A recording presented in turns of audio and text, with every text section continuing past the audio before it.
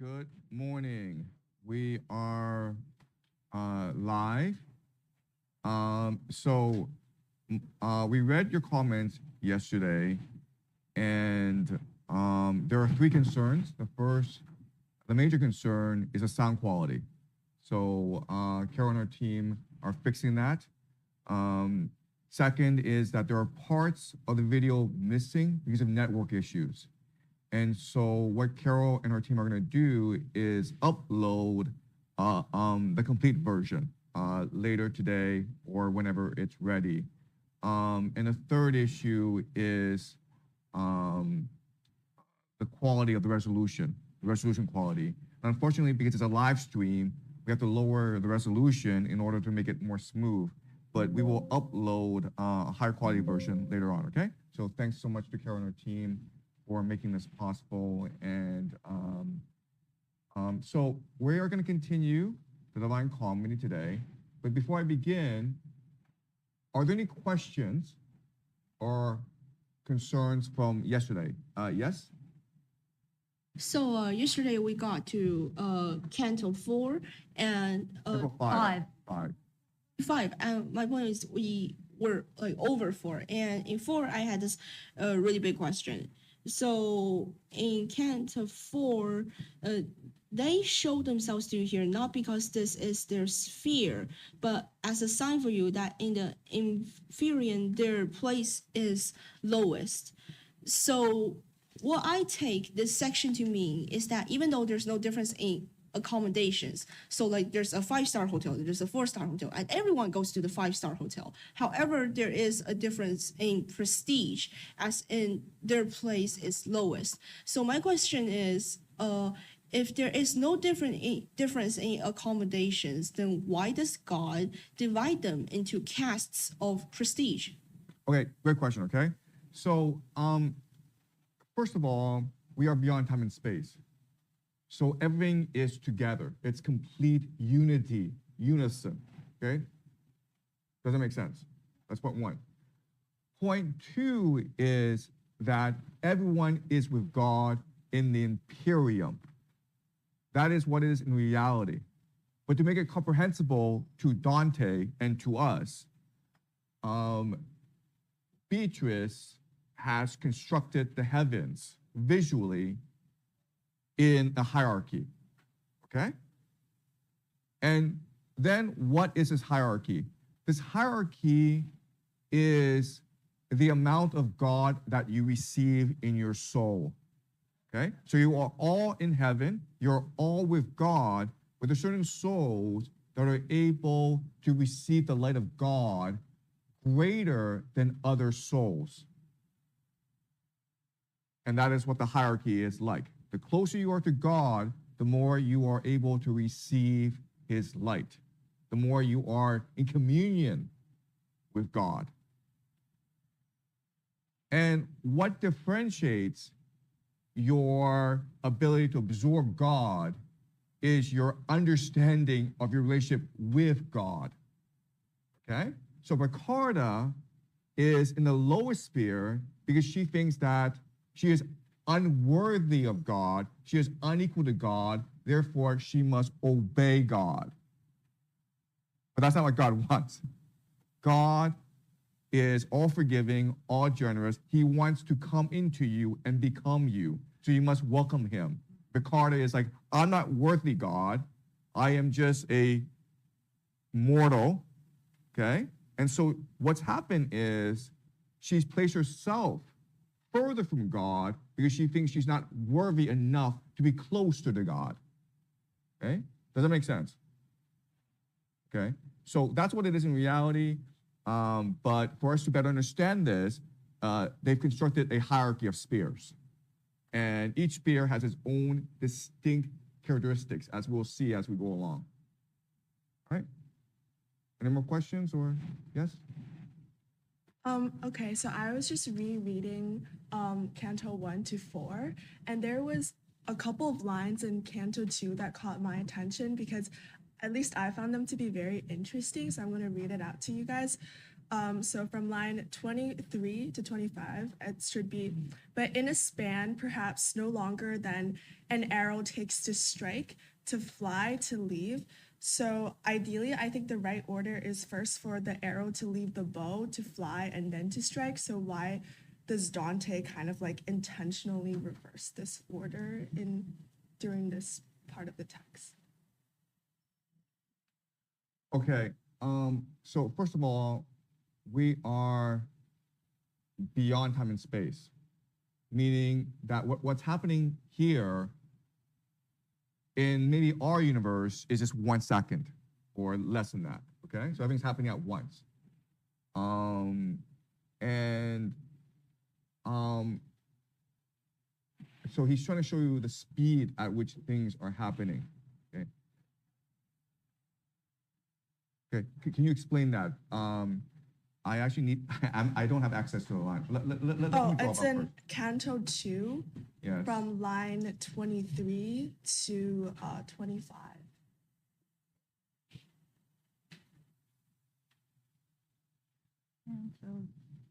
Okay, line 23 to 25. Line 23 to 25. Okay. Can you read it again? But in a span perhaps no longer than an arrow takes to strike, to fly, to leave the bow. I reached a place where I could see that something wonderful drew me. So I'm just like interested why Dante is reversing the order that typically an arrow shoots out from a bow, because it should be first it leaves the bow, then it flies, then finally it strikes.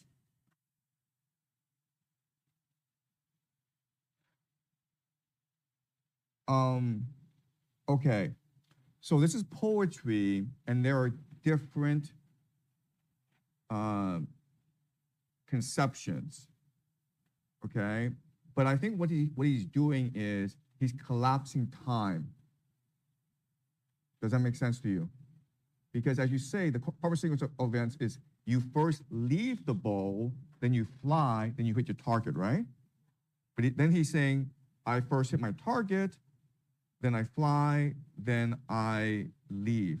So I take this to mean the collapse of time. Does that make sense to you? Yes, we are in a place where time and space has collapsed altogether. Yeah, so there's no time, then there's no space. Right. So there are the most basic interpretation is that this is happening so fast that it's beyond perception. You understand? Because what we're seeing, it's human perception, right? It's the human logic, and what he's saying is that this is happening so fast, it's even beyond my perception. But another way to interpret this is it's beyond your perception because it's collapsing time and space. Okay? Does it make sense, guys? Can I offer Yes, like a thought? absolutely. Yesterday, you put on your board where there's a will, there's a way. Mm-hmm. And so in a way, this reverse order kind of enunciates the importance of the aim and the goal first, and then goes backwards. And yes, chronologically it's different, but it's this is inspired by commentary here too. It's kind of how things actually happen, because where there's a will, there's a way. And you start with the goal first, the Yes. end first, Yes. and then everything else proceeds. Okay. That's beautiful. Thank you. Yes. Yes. Okay. So again, there are multiple explanations, right? Good. Okay. Yes. So I hope to add to that, because as I was biking home last night, I was listening to a book on Einstein, and the narrator connected it to Dante just coincidentally.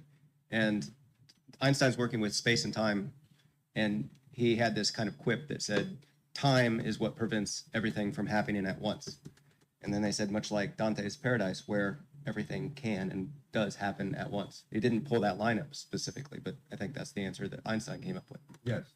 I want to add to this point and point out that the greatest scientists, they were first and foremost poets. They were the ones who were willing to imagine a new reality. People like Newton and Einstein. So this is something that we've forgotten, where before science was driven by the imagination, by intuition, by poetry, by the occult, by a desire to be closer to God. And now we've broken science into these logical processes that are compartmentalized. That's why, honestly, for the past 70 years, we've accomplished nothing, okay? We've had no scientific breakthroughs for these past 70 years. Okay, so thank you for that. Any more questions before we begin? Yes? This is more of a conceptual question. So yesterday you emphasized to us repeatedly the importance of imagination and intuition. Now, according to my limited understanding, one of the criticisms of the Middle Ages is that it relied too much on mysticism and unreason. So if Dante is like almost a representative or a pioneer of the Renaissance, which is characterized in opposition to the Middle Ages, which must therefore be comprised of reason and the light of reason and rationality. Why does Dante's work emphasize intuition and imagination in such a way? Okay, so we'll talk about this today, but Dante is very much a revolutionary. He's trying to respond to limitations of his time and period. And his major concern is that the Catholic Church is involved in geopolitics, meaning that the Catholic Church is trying to be the empire. And he doesn't like that because it obviously creates a lot of problems. It creates a lot of wars. So Dante's primary concern is that as an empire, the Catholic Church is not focused enough on spirituality, not focused enough on mysticism, on the occult. It's more focused on temporal power, on getting people to obey them. And that's what limited the imagination of medieval Europe, okay? So we'll discuss this more this morning. But does that answer your question for now? Okay, because our conception of the Middle Ages is almost anachronistic. Okay, we're looking at it from our lens. Okay, but in the Divine Comedy, we're seeing it from Dante's lens. All right. Question? Yeah. So, this is really loud. So one like overall question maybe for the book as well is just I still don't really understand how he came up with all of this. Like. Did it came to him like in a dream? Was it like multiple dreams and then he wrote them down, or like did he just imagine it on his desk, like sitting on his desk, or like walking in a park or something? How was it so, and then so in depth as well? Like I don't understand that. Okay, so there are two major themes today. The first major theme is Dante's revolution against the Catholic Church. Okay, what are his concerns about the Catholic Church, and what is he trying to change about the Catholic Church? Okay, that's the first major concern. Second major concern is how did he write this? Because this is a time without computers. This is a time where pen and paper are not that accessible, okay? And he published it, he published first the Inferno, then the Purgatory, and then Paradise. But if you read the Divine Comedy, it is pretty coherent, okay? It's almost like he first wrote everything down, then he shaped all three parts to be coherent together, to flow seamlessly. But we know for a fact that's how it happened. So the major question is, how are you able to, even before you write anything down, how are you able to structure in a way that is mathematically perfect, right? So something that we will not probably discuss, but something that we should discuss more is the mathematics, the numerology of the Divine Comedy, where there are three sections. The first section is 34 cantos. Second section is 33. Third section is 33. That's 100. Also, the number 33 has a lot of occult meaning, because 33 is the age when Jesus died, okay? 33 has a lot of occult significance. So this is like really weird. How was he able to, even before he wrote anything down, mathematically conceived the entirety of the Divine Comedy. And this is something that we will address throughout these 2 weeks, because it's really a question of what really is our connection to the divine, okay? So something that I will argue to you today is that Dante could have only written this if God exists, okay? If God doesn't exist and randomness is what rules the universe, there's no way he could have written this. It makes absolutely no sense. Only if he is able to channel God, the monad, the source, whatever you call it, is he able to write this down, okay? And when we really try to understand Divine Comedy, you will see that within it is divinity itself. Okay, so this is a question that is the fundamental question we're trying to address these next 2 weeks. Okay, but thank you for that. Any more questions before we begin? Okay, good. Okay, so yesterday we left off with Picarda, and the Picarda presents an extremely complex moral dilemma. She did nothing wrong, right? She loved God. She married God by becoming a nun. Then her brother, who is a duke or prince, I forget actually, he needs her in order to create a military alliance. So he steals her from the convent and marries her off. And again, she did nothing wrong, but she ends up in the low sphere of paradise, okay? So she's in heaven, but it's the furthest from God. And Donnie's like, this makes no sense. She did everything right. She did everything the Catholic Church told her to do. She followed her heart, and she ends up the furthest from God. And what we said is, it's because she did not actually practice her will. She did not show her true faith in God, right? And there are many things she could have done. She could have ran away. She could have threatened to kill herself. She could, and so there were many things she could have done, okay? What I'm gonna do now is go deeper into this story and show you how complex it is, right? And then I want us to use our imagination or intuition to figure out what the proper choice would have been, all right? So let me explain the situation, okay? All right, so let me set up for you. Okay, we know that Picarda has made a vow to God. I'm gonna marry you, God. And what Beatrice tells us is that making a vow is a very serious thing. Making a promise is a very serious thing, because the greatest gift God has given you is your free will. And when you choose to surrender your free will as a gift to God, there's really nothing you can do to compensate for breaking this vow, okay? So Picarda, the issue is that she has a vow to God, all right? Now, her brother, and again, I don't know if this is historically true, but I'm gonna create a scenario for you guys, okay? Her brother has a friend,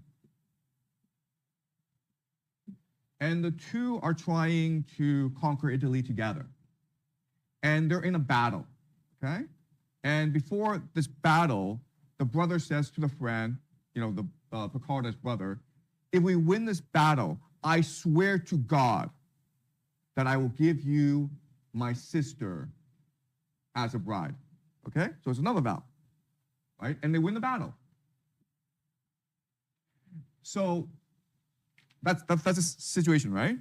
Picarda has run off to a nunnery. Her brother is like, oh, okay, I swore to God that I would give my sister as a bride. Therefore, I'm obligated by God to do whatever I can to get her back, okay? Right, because I made a vow to God. So now, let us think deeply, okay, and say, let's say for whatever reason, both Picarda and her brother have true faith in God, meaning they will do whatever they can to ensure they do not break their vow to God, right?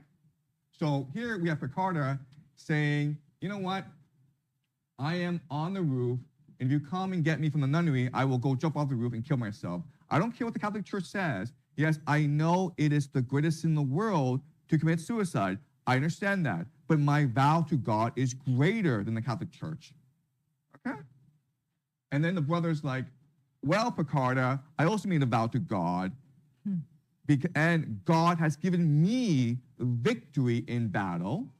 And therefore, I cannot betray God. God has already given me the gift of victory in battle. So I must give you to my friend, okay? So now what we're going to do is we're going to use our imagination and intuition to figure out how, first of all, how this will play out, but also what is the proper or right choice, okay? So here, Picarda's like, you know what? If you come and get me, I'm going to kill myself. What's the brother going to do? Yeah? Personally, I think, assuming that the brother has true belief in God, I think this hypothetical is a little bit weird because, as you mentioned before, our free will is our most precious gift from God, and the only person you can promise you can surrender your free will to is the person who gave it to you, as in God. However, the brother here is playing God. The brother here is presuming on behalf of another to take away her free will. I know that in the Catholic Church, a wife swears obedience to her husband upon marriage, but this is the Catholic Church. This is not Dante's God. So how dare this brother who has true belief in God presume to strip his sister of her free will?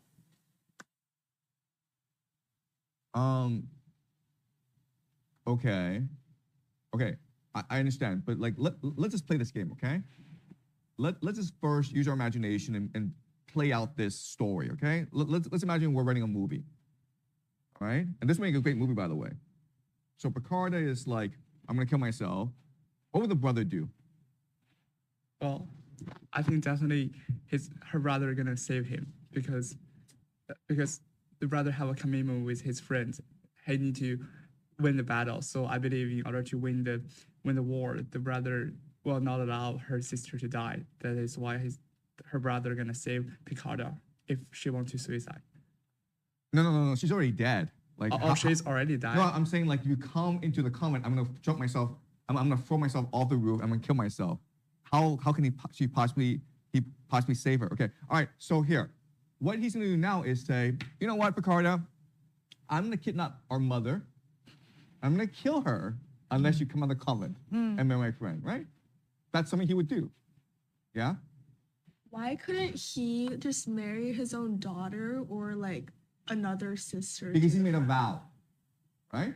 He said, before this battle, he's saying this to his friend, I swear to God, if we win this battle, I will give you my sister Picarda as your bride. Okay, so he's already made this vow. All right, so we are now the situation is the Duke presents their mother, okay, and says, hey, Picarda, you either come down here now, I'm gonna cut off her head, right? He go gets another brother. No, Picarda go gets their father and then says, if you kill our mother, I will kill our father. Okay, guys, this is not how it works, okay? So now it seems like Picarda has no choice, right?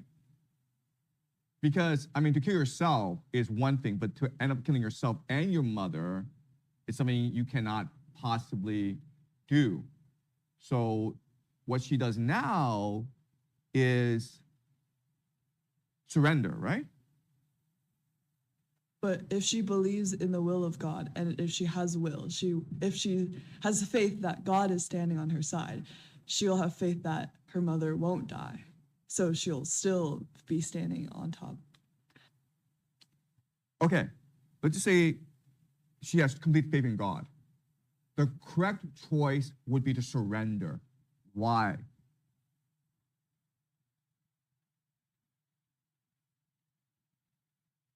Okay, Because it's not just her, it's her mother. So if it's just her, it's her choice to make. But if it's her mother, then okay, so this is hard, okay?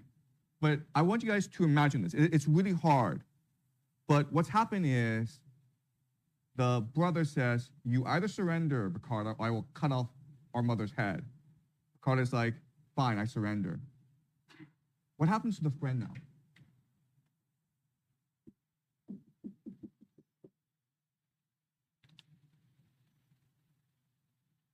Yeah? I think he'll feel really bad about it, and maybe just like, can he withdraw from the vow and be like, I think so. release you from the vow?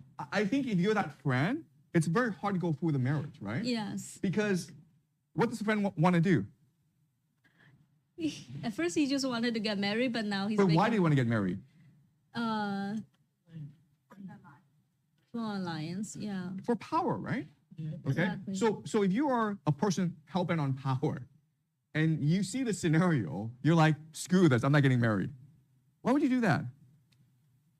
Because you're not gaining power, you're losing. You're losing all the Friendship. power. Why? Not just that, but it's you're breaking that family apart, I guess.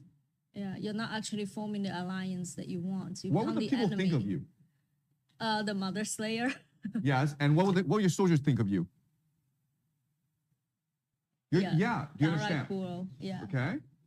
So it's really interesting how if you use your imagination and intuition, you just play this out. Okay? Yeah? But does the friend have a moral obligation to not go through with this? Like, would it be immoral for him to do? Right. So this is a more dilemma, right? Because they've already made a vow to each other that if we win this battle, then I will marry Picarda, right? Okay. So this is the point here. The point is nothing in life is as simple as it seems. There's complexity. Okay. And this is a question of like, given this hard choice, what do you believe to be the right choice, and how do you come to this choice? And what Dante is saying is just your faith in God will lead you to the right choice, right? So Picarda cannot possibly map out what's going to happen. So Picarda's like, I know it is wrong for me to break my vow to God. And if I break this vow to God, it is worse than my own life, okay? So that's her faith. And the brother's like, no, I've already made this promise to my friend before God. I cannot break this vow, and therefore I have no choice but to up the ante, right? To gamble, basically. He's not really gonna kill his mother, right? And Picarda knows in this situation where my mother's life is being threatened, I have no choice but to surrender because obviously my brother is so power hungry, he's willing to destroy the whole world, right? And when this happens, then God intervenes and implants ideas into people. And the friend's like, screw this family's crazy. I probably don't want to get involved. All right? You understand? So the idea that this thought experiment shows us is you can never, ever truly strategize. You can never, ever truly map things out, okay? Your best guide is your intuition. Your best guide is your faith and your will. And then things will naturally manifest the way you want them to manifest, okay? Yes?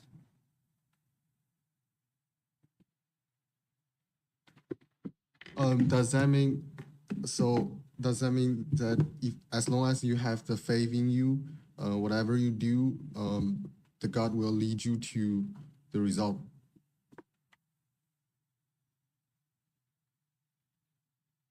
Okay, as long as you have faith, God will give you what you want.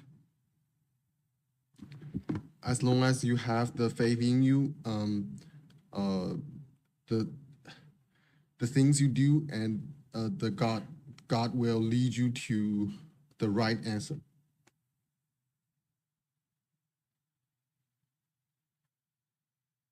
Okay, so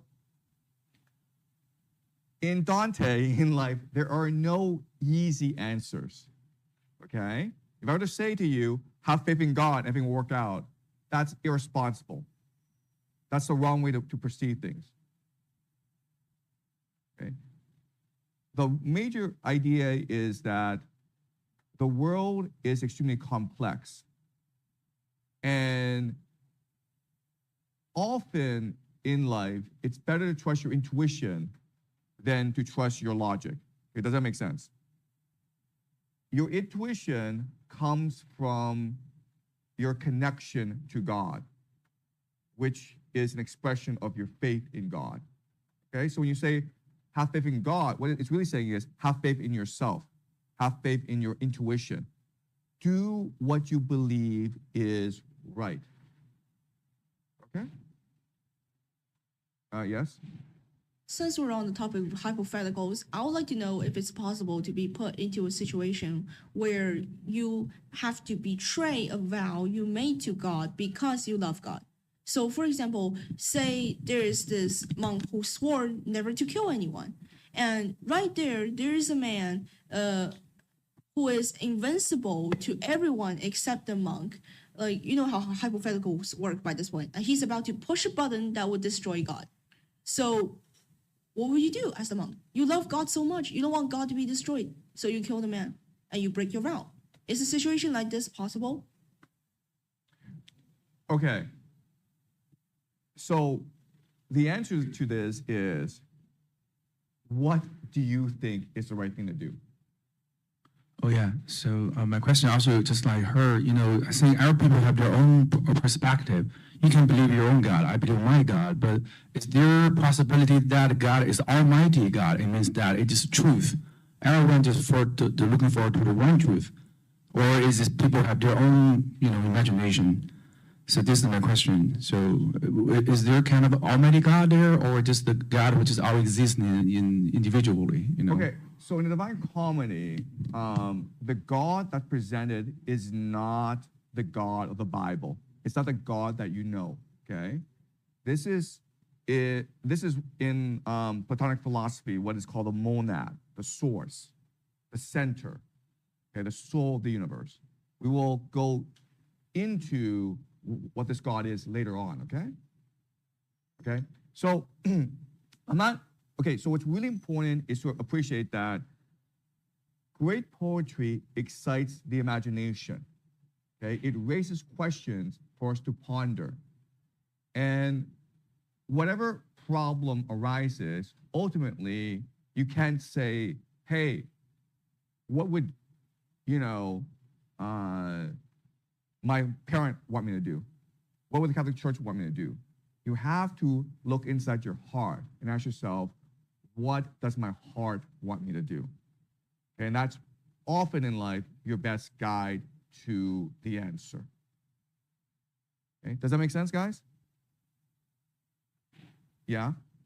So a follow-up question, since you said in relation to my hypothetical that you should act as what you think to be right, then we assume that the monk acted in what he thinks is right and he killed the man, betraying his vow. However, because he acted in the way that he thinks is right, he still has the most of God in him and he went to the uppermost layer of heaven. Let's say that. So what you are saying right now is Picarda's actions don't matter that much. She only has to forgive herself and rationalize her actions, because if she rationalizes her actions as an act of love to God, then she would be able to ascend beyond her lowest sphere. Is that what you're saying? Okay, so there is a fundamental error in your logic. And the fundamental error is that it is up to us to be able to rationalize away our sins. Okay? That's what you're assuming. We have the power to think away what we've done or rationalize away what we've done. Okay? And we don't. And it's a hard concept to understand, okay? Because you think that, okay, these people in history who've killed millions of people like Stalin, people like Hitler, people like Genghis Khan, right? Well, logically, they did what they did because they felt it was right. I have to save my people. I have to make my people happy. And that's why I need to start these wars, okay? That's what we think they think. But if you study literature, what you recognize is that there are many different dimensions to the soul, okay? And maybe on the surface, you can lie to yourself. But in your heart, in your true self, you know exactly what the truth is. Okay? Okay, so because you're using logic, you're using philosophy, and sometimes it doesn't get you anywhere. So I will leave you with this idea, which is, do you know what happens when people take psychedelics, or when they have near-death experiences, or they do meditation? Do you know what happens? Okay, the thing that happens is you are able to ascend to a level where you're able to see yourself from the lens of the person you've hurt. Does that make sense? You're able to see when you die or you're near death the totality of the pain you've caused the world. Okay? It's pretty amazing. But people who do psychedelics, ayahuasca,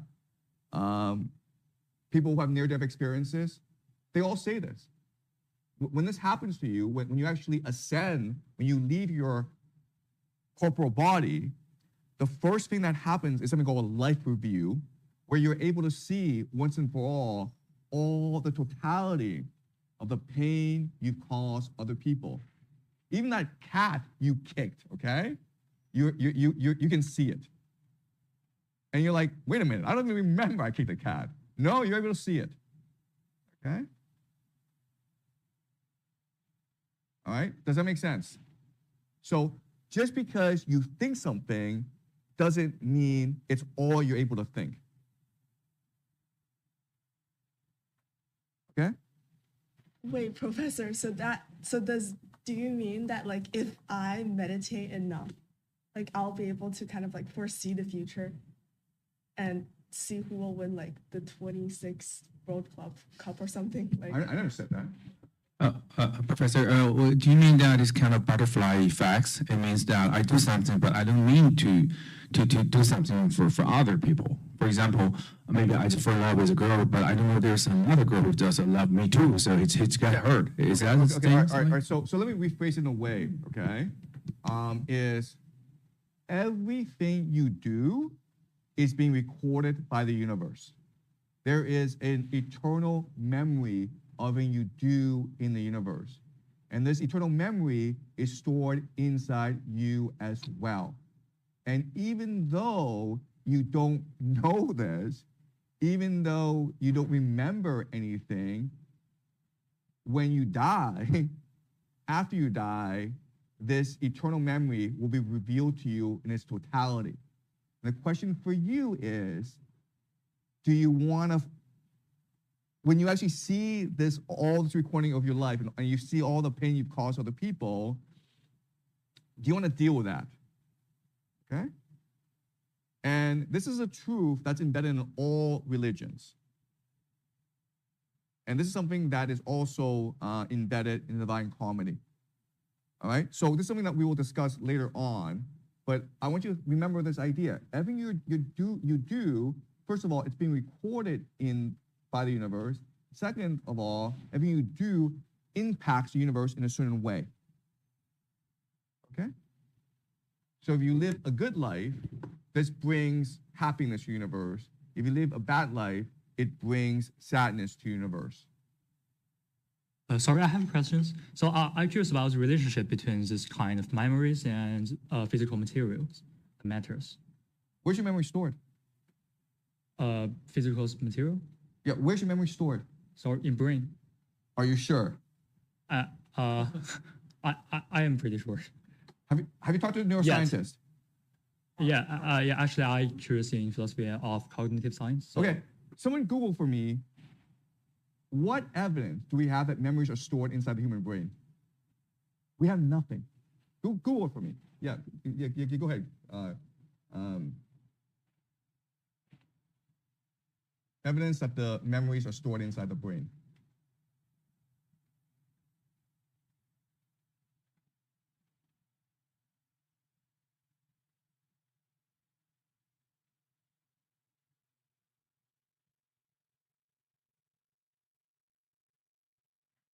Okay, can you just read it, Carol? No, okay.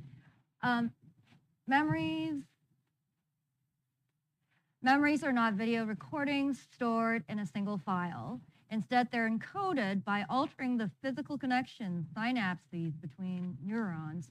When you learn something new, neurons form stronger, newer connections through a process called long-term potentiation. Anyway, NIH researchers uncover how the human brain separates da-di-da-di-da. Where are memories stored in the brain?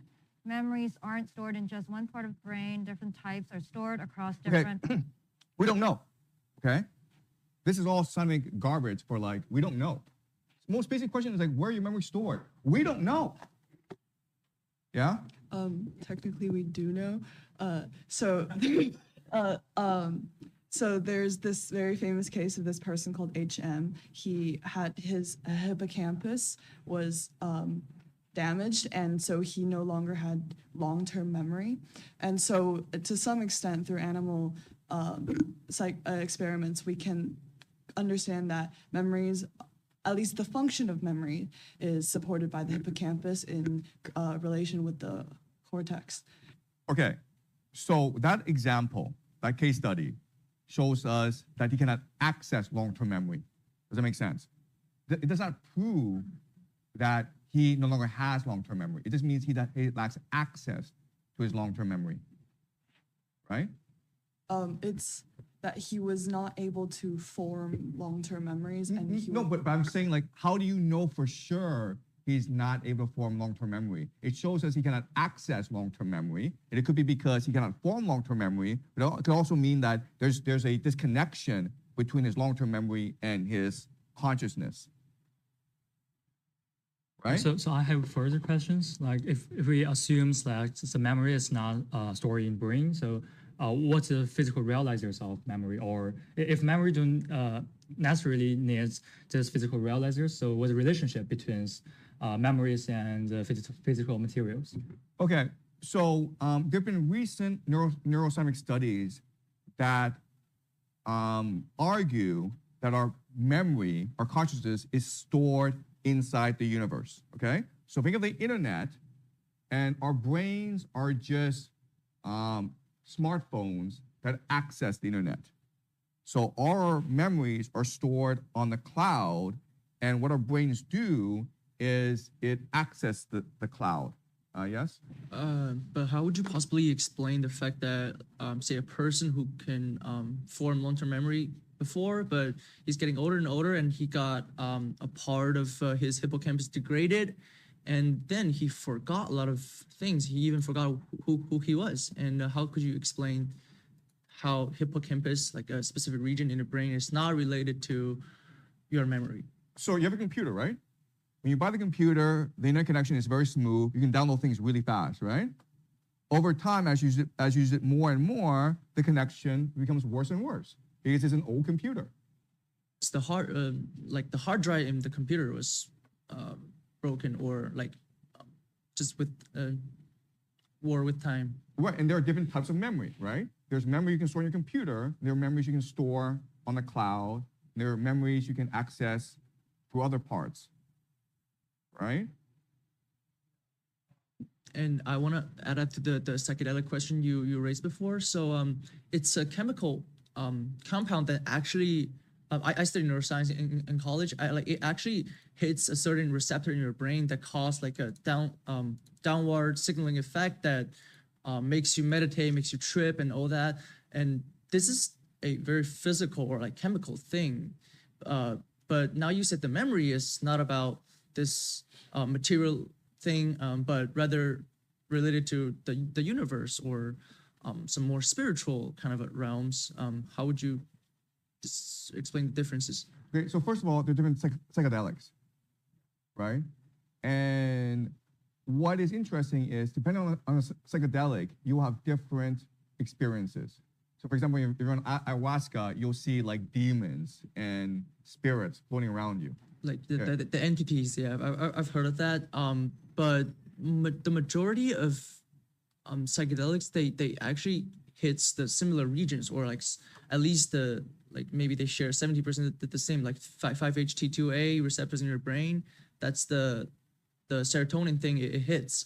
And there are lots of differences like psilocybin, like LSD and all that, but the effects are more similar than they're different. Would you agree? Okay, so again, what's happening is that you're looking at the hardware issues and you completely ignore the software. Okay, does that make sense?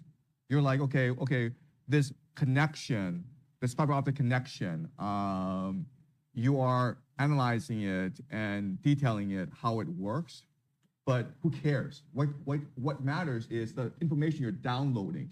Why are you able to download certain information when you take a certain psychedelic? And the argument is that our brains exist in order to anchor ourselves to this material world. We have to believe that this material world is what's real. Because if your brain just can do whatever it wants and it's able to access all the information on the internet, your computer's going to explode, right? Yeah. So your computer has to be strategic about what information it absorbs in order to navigate the world, right? Ultimately, you still have to survive. You have to like get food. You have to like get along with other people. You have to have sex. You don't have children, right? Yeah, and this is what your brain is strategic in how it absorbs information and then how it actually perceives this information. Yes? Or say it filters out a lot of information, but It when you filters out take, 99% of all information. yeah, yes. and when you take psychedelics, it actually like reopen the gate of receiving That's more right. information. And so you're now able to see all these different forces at work, including spiritual forces. And also your ego is shutting down. Right, exactly. Yeah. And so your ego is shut down, and so you're able to see it from a more objective lens. Okay, does that make sense? So that you would say is actually more objective. Okay, the point I will make is that the period we're living in today, in the year 2026, in China, it is a unique period in human history. You go back to most of human history, okay?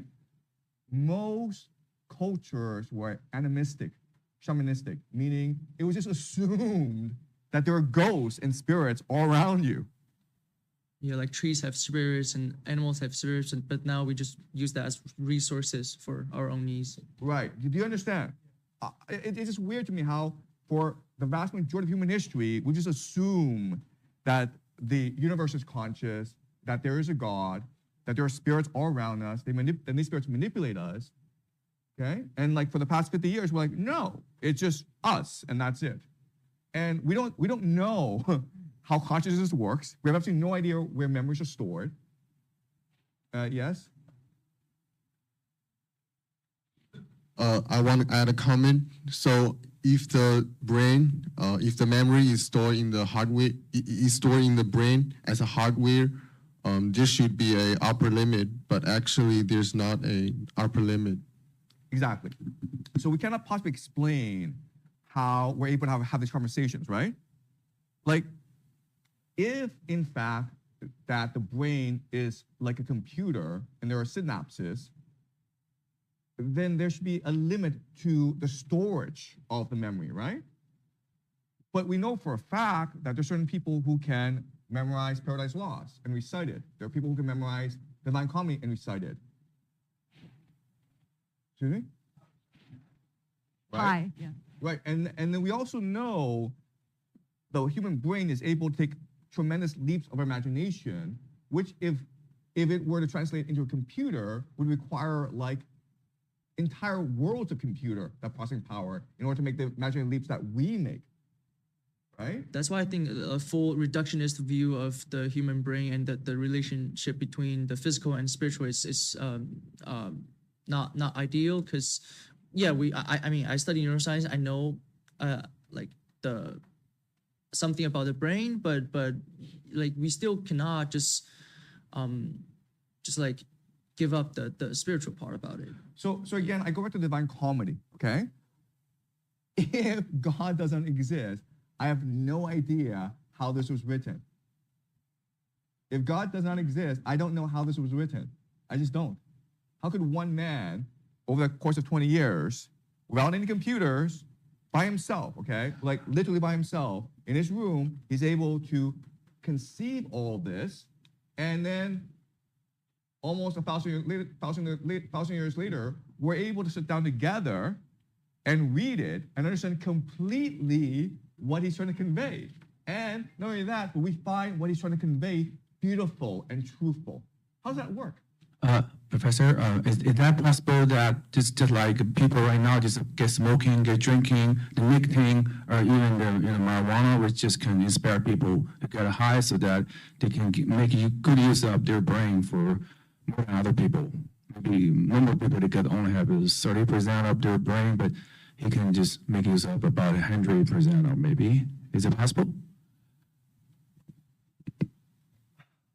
Okay. All right. So, I mean, the reality is that we don't have a Dante in this age when we have access to all the world's information, when we have unlimited wealth. I mean, compared to Dante, we're all kind of stupid. I don't understand how this works. Okay. All right. So let's continue the divine comedy. Okay. One last comment, and then we'll continue the divine comedy. Okay. So I think in this discussion, I think it's really important to separate the inside from the outside. So if you're talking about the inside, if you're talking about the literary genius of the Divine Comedy, then I absolutely agree with what you said. I think it's an amazing work. And I think if you're talking about God in the context of the Divine Comedy, then I absolutely agree with everything you said about divine inspiration. However, if you're going to take this to outside, if you're going to take this to our present day, if you're going to take this to our brains, our neuroplasticity, then I have to say that I am not convinced by your arguments, because I personally do not believe in God, and because many others do not believe in God. And I think it's kind of weird that we're trying to take an argument from Divine Comedy outside into our present day science. Okay. So this is a class of speculation, of inquiry, of debate. Okay. So you can believe whatever you want. All right. Anyway, let's continue. Okay. Carol, could you continue to read, please? Sure. We're picking up at Canto 5, line 43. Paradise. Two things are of the essence when one vows a sacrifice: the matter of the pledge, and then the formal compact one accepts. This last can never be annulled until the compact is fulfilled.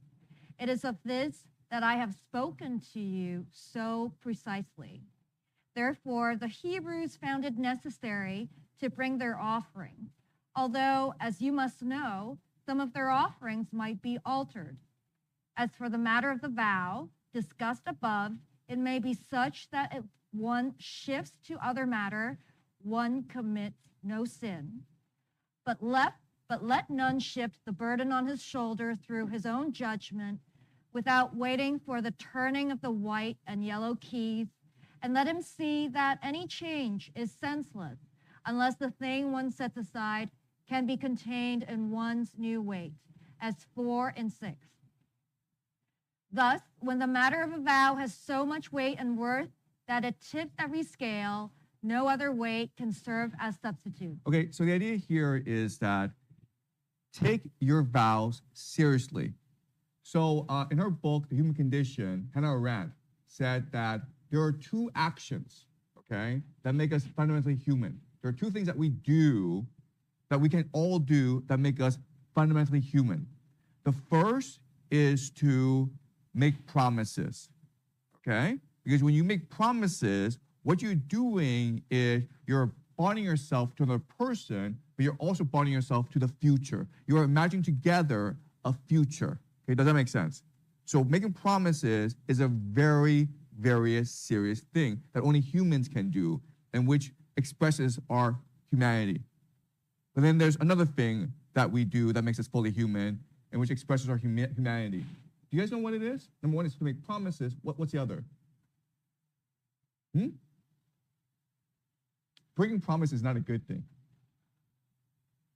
But that's half the answer. Swear. Huh? Swear. That's making a promise. What's the other thing that makes us truly human, which expresses our humanity, which uplifts our humanity? Language speaking. Love. The animals can speak. Animals can love. Gratitude. Art and imagination. No. What? Yeah, I would have said to create things. No. There's something else that makes us uniquely human. Self-reflection. Yes? Self-reflection. Yeah. Maybe language, like a developed. An action, guys. Think of an action that you do with people. And not by yourself, but with other people. The first is to make promises, right? Making promises is to affirm your individuality with another person and to imagine a better future. Maybe to lie. But it doesn't uplift, but it's something that humans. Yeah, lying is a bad thing. Something that is truly divine that we can do. Can I say? Yes? Sacrifice? Sacrifice. What do you mean by that? The giving of oneself for another person's good, but inconveniencing and potentially hurting oneself. Okay. All right. That's close, but it's actually much more specific than that, okay? Okay. Something good. Okay. All right. All right. It's something that happens every day, right? So, for example, we're walking on the streets, okay? I don't see you. I'm walking really fast, so I bump into you and you fall down, right? And I say, I'm sorry. You apologize, okay? And you forgive. You understand? These are the two things that make us truly human. To make promises and to forgive each other for breaking promises or for making mistakes, okay? So this is a really important idea because you ask yourself, what makes a good society? What makes a just and happy society? And it's these two things. If people feel empowered to make promises, and if people feel empowered to forgive each other, because often, guys, it's hard to forgive each other, then this is a good, just, moral, divine society. Okay, does that make sense? All right. So, we as humans should strive to create a society in which we can make promises and we can forgive each other. Okay. All right. So making promises is a very big thing, and what Beatrice is saying is that sometimes you make a promise that is so valuable that you can never compensate for it, okay? And the example she uses Picarda, who makes a promise to God. Okay, and there's nothing she could do to compensate for this. But she also recognizes that nothing in the universe is absolute. And so she's going to explain that the situation is much more complex than we think, okay? Can you read, please? Sure. Paradise, Canto 5, line 64. Let mortals never take a vow in jest. Be faithful and yet circumspect, not rash as Jephthah was in offering his first gift. He should have said, I did amiss, and not done worse by keeping faith. Okay, this is really interesting, okay? Does anyone know who Jephthah is? Okay. All right. So let me tell the story of Jephthah. This is in the Bible, and it's in the book of Judges.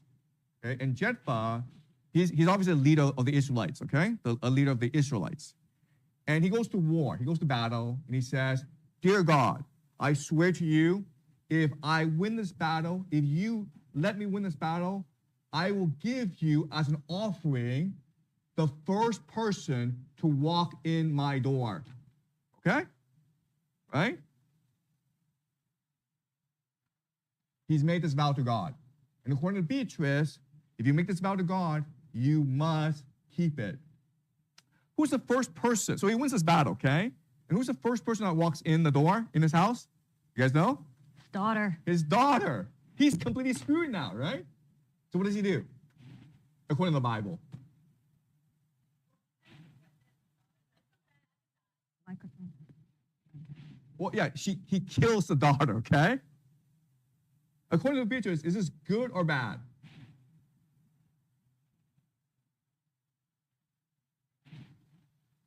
No, it's not a gray area. What did she say? What did she literally say?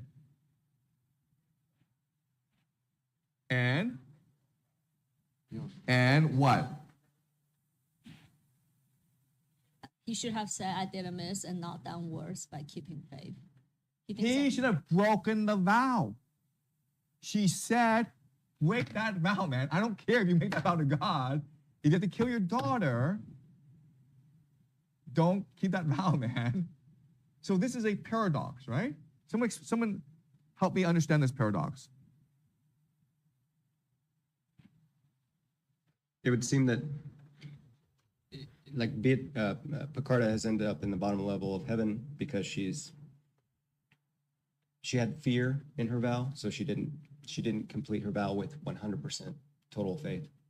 And so here he's putting himself in some sort of lower level, or even maybe out of heaven, I'm not sure. But he's never going to get the higher levels of heaven because he's not taking his vow seriously. But it was a vow that he could never commit. Who's he? It seems to be Jebed. No. So Jephthah is a reference, okay? Sure. Beatrice is talking, and she's explaining to Dante, take your vow seriously and don't be like Jephthah. But that's a paradox because Jephthah did take his vow seriously, right? So someone explain to me the reasoning here. Do you understand? It's a paradox. She said, take your vows seriously and don't be like Jephthah. Who did take his vows seriously? Yes, you, then you, okay, yes? I think taking it seriously is understanding the weight of the vows you make. That when you make a vow, you taking vows seriously and don't simply make the wrong vow and make the vows in haste. Okay, yes? Yeah, I agree. It's the same. It doesn't help me understand the paradox here. There's a paradox, yes? So what I'm trying to say is, I think that God instituted all of this understanding into us so that we will be able to follow His rules. So as I mentioned before, like the first time when we were doing the hypothetical about Picarda, I mentioned that if you truly believe in God, then you should truly respect God's gifts, and you should truly respect God's most precious gift, which is free will. So maybe God instituted this understanding into us so that we will be able to not make promises such as this. It's like prevention. It's like a vaccine. It's like a prevention shot. Is that possible? I still don't understand what you're trying to say. Explain to me the paradox where Peter said, take your vows seriously and don't be like Jephthah, who took his vows too seriously. It's a paradox. No, sorry, you first? Could this be like a jab at the Catholic Church? Yeah, well, everything Donnie does is a jab at the Catholic Church, but yeah, can you explain? Well, just saying that obviously there was Jephthah from the Bible, and that he obviously followed through with this vow, but used sort of zero circumspect and rationality to look back and realize that it's wrong. And maybe at the time of writing, a lot of religious people would have taken more of that view, but he's showing that you need to sort of have more tact. Okay. Yes? Well, my answer would be that Hannah Arendt said that, like, the first thing is what makes us human, is to make promises. And then the second thing was to forgive ourselves. And this is probably, to forgive ourselves is more important than making promises. So what Jephthah should have done is just forgive himself for breaking the promise. Yes, that's right. So that's what Beatrice wants. Like, just, Jephthah, you did make the promise, but you did it you did it rashly, right? So just forgive yourself and not kill your daughter, man. Yes? So I think that we should understand this by looking at like all the three works of Dante, because like I read Infernal first, and I think that in Infernal, if you commit like treachery against kin, that's not just, you know, murder, and that doesn't mean that you just belong to the seventh circle. You get put like way lower. Yes. So I think that this is kind of what Beatrice is kind of saying. So like compared to breaking a vow, like if you kill your daughter, you're gonna end up like farther away from God. You're gonna end up in hell. While if you break maybe a promise, you will probably end up like Picarda. So that is still much better than ending up in hell. But why is treachery so bad? Why would treachery be worse than breaking a vow to God? I think it's like the violence of it all, and also because they are like your own flesh and blood. So, you know, that would be kind of gruesome. So, let's do the hypothetical where, okay, the problem is that Jephthah had to kill the daughter. Okay, let's just say, okay, the person coming in the door is not the daughter, but the aunt. Now it's okay, right? Now it's okay because it's not the daughter; it's the aunt. Let's kill the aunt. I think he would, if he would kill the aunt, then like he would probably still end up like in the seventh circle or lower. I think so as well. Okay. Yeah. So now it's like it's not the aunt; it's the neighbor. That's okay now, right? Is that No, flesh and blood? actually in Inferno, if you kill your neighbor, you also end up. Okay, you're still bad, okay? Let's give you the daughter. Okay, how about, I don't know, stranger? Yeah, the stranger. That's still murder. That's still, so no matter who he kills, okay, he's still going to hell. Right? So what's going on here? You say flesh and blood, but it's not flesh and blood. And it's not treachery But because especially it's in a this stranger. case. He's not, Yeah, but in this case, because it's flesh and blood, that's why it's so bad. That's why he is like the key example. That I Beatrice understand, is. but I'm saying like let's just switch and say it's not the daughter. Let's just say it's a complete stranger. Is it okay now? Okay, all right. Okay, so this is hard, okay? Okay, so what I'm gonna do now is I'm gonna present a hypothetical. Okay? And let's just say I have a wife and I love my wife, okay? My wife says to me, if you truly love me, you will go steal $1 million from the bank so I can buy a Porsche. Okay? This is just hypothetical. My wife would never do that. What's my response now? If you truly love me, you go and steal $1 million from the bank and buy me a Porsche.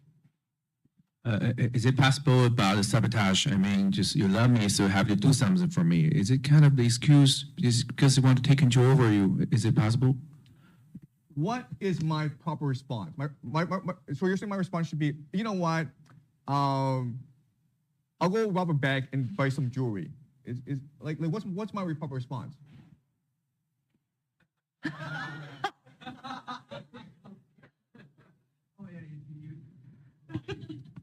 You should say, if you really love me and you can't force me to buy something for you. Okay. So this is really key to understanding Dante, okay? So my wife says to me, if you truly love me, you will go rob a bank and buy me a Porsche, right? Or go start a business and make $1 billion.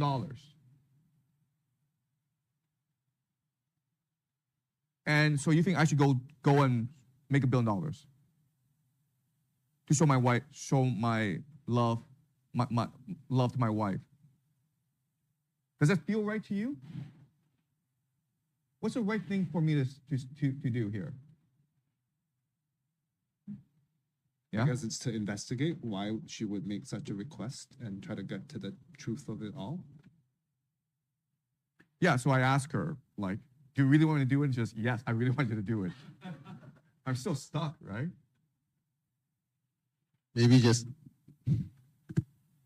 Yeah. Sorry, who? Okay. maybe just leave her. I should leave her. Yeah, because that's mean that she doesn't actually love you, because the real love is unconditional. Yeah, actually, yeah.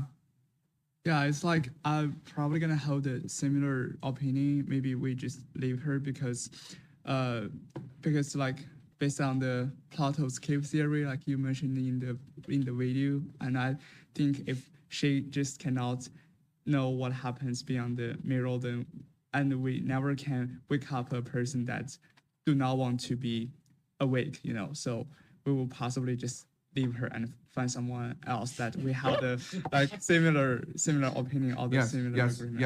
yes, yes. I was just saying you'd say no. Yes. Okay. All right. So, all right. This is hard. Okay. But the right decision, the right course, is just to walk away from her, right? Because the logic is this: if she's making you this request, like if you truly love me, go steal me $1 million, right? Well, first of all, she doesn't love you, right? She can't possibly love you if she's making this request, because if you go rob a bank, they're going to put you in prison, right? You're not gonna go buy the car. You're gonna go to prison. Okay, that's number one. Number two is, if she doesn't love you, right? You being with her is wrong. You understand? So you should just let her, if you truly love her, you should just let her go find someone who's right for her. Does that make sense? Okay? So this goes back to this case where Zeta is saying, I love God so much that I'm willing to give him my first daughter. And God's like, that's not what I want, man. I don't want this crap from you. You understand? So what faith is first and foremost understanding the nature of God. You understand? God is first and foremost love.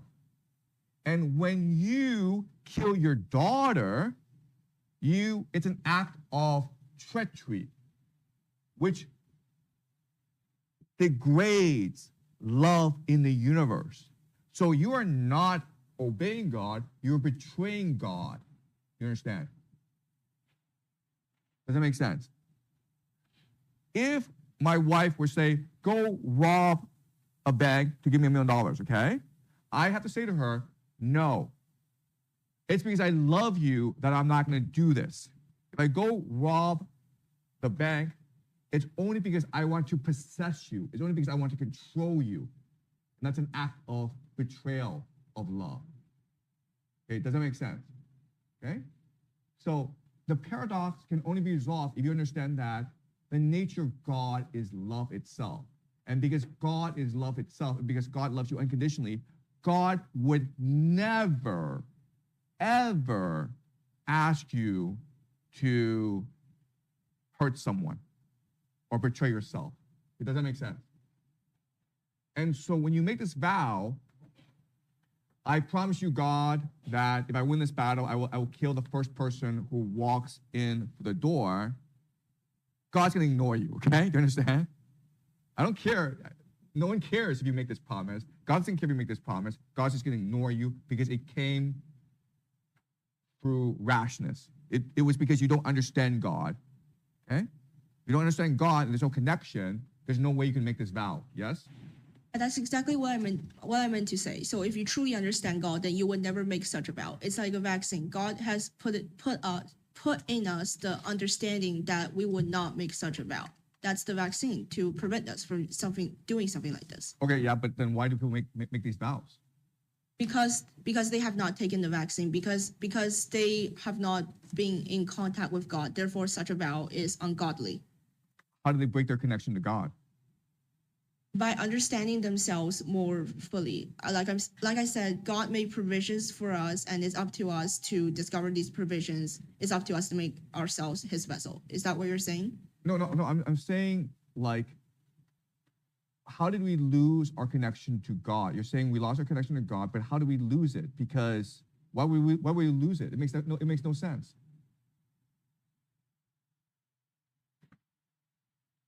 Like, because we have free will, as you mentioned before, whether or not to lose our connection to God. Why did Jephthah make this vow?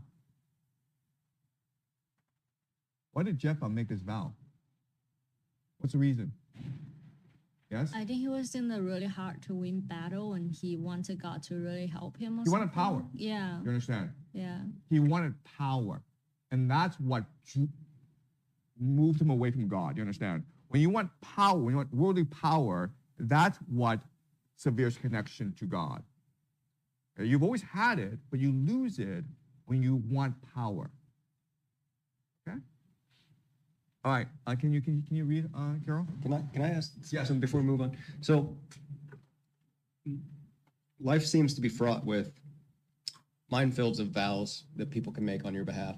So we've got Picarda's brother has made a vow on her behalf. And I understand she ends up in the bottom level of heaven, essentially because she had 90% faith instead of 100% faith. And she was a bit fearful. But so Jephthah's daughter has this vow essentially bestowed upon her. And you said that God ignores vows when they're made incorrectly, like sinfully or ungodly, or I'm getting the wording wrong, but that there is some connection here with Picarda and her brother because the vow was made for power there as well. And her place in heaven suffers because of this whole seemingly situation. So I guess maybe my question is getting toward, like, where would Jephthah's daughter be in the hierarchy of, would she end up in the inferno because submitting to her father's death would be like a form of suicide? That's a really interesting question. Yes, okay. So, sorry, why would Jephthah be in inferno and not in paradise? Do you guys know why?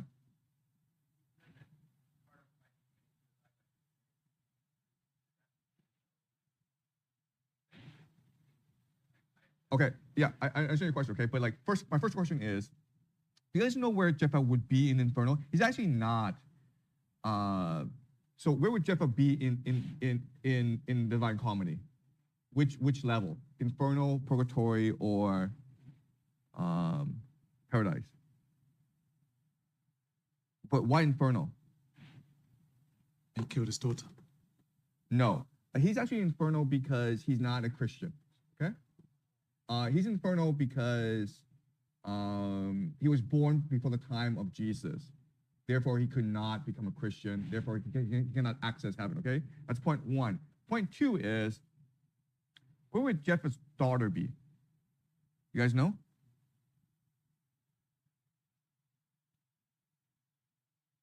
Purgatory? Why Purgatory and not anywhere else? I mean, following that logic, has not known Jesus, but not knowing how she has acted in her own life, I'm just assuming that she has not killed anybody else. And so this is, she was killed against her, presumably against her own will. And even if it's her will, she was the victim. Yes. Who's the hero of the story? Who's the hero of the story? If you read the Bible, who's the hero of the story? The daughter. The daughter. But why the daughter? Because she understands the importance of the vow and she wants to keep it despite that she has to sacrifice herself. Yes, okay. If you read the Bible, it's clear that the daughter who is the hero of the story because she was willing to sacrifice herself to ensure her father keeps a vow, right? Because if you read the Hebrew Bible, the worst thing you can do is not keep your vow to God. So she would actually be in paradise. Ah. Okay, does that make sense?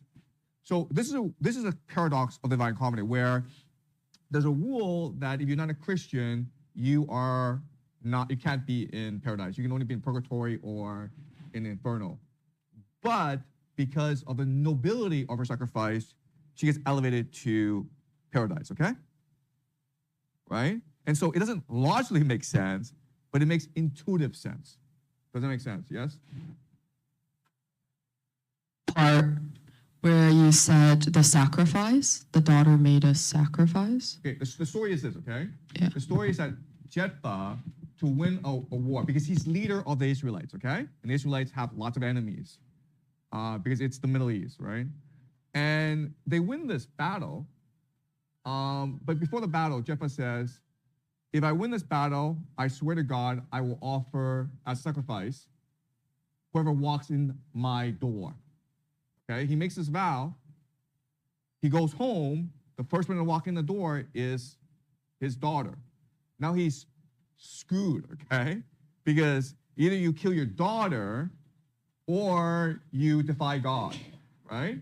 So he is completely, utterly screwed. So what the daughter says is, Father, let me make my own offering. Let me sacrifice myself willingly so that it absolves you of the guilt of killing me, and it allows you to fulfill your promise to God. And why this is worthy of paradise is it is an act of love, because it is completely selfless. You understand? Okay? And when you commit acts of love, you are elevated to paradise. Okay? Is that clear, guys?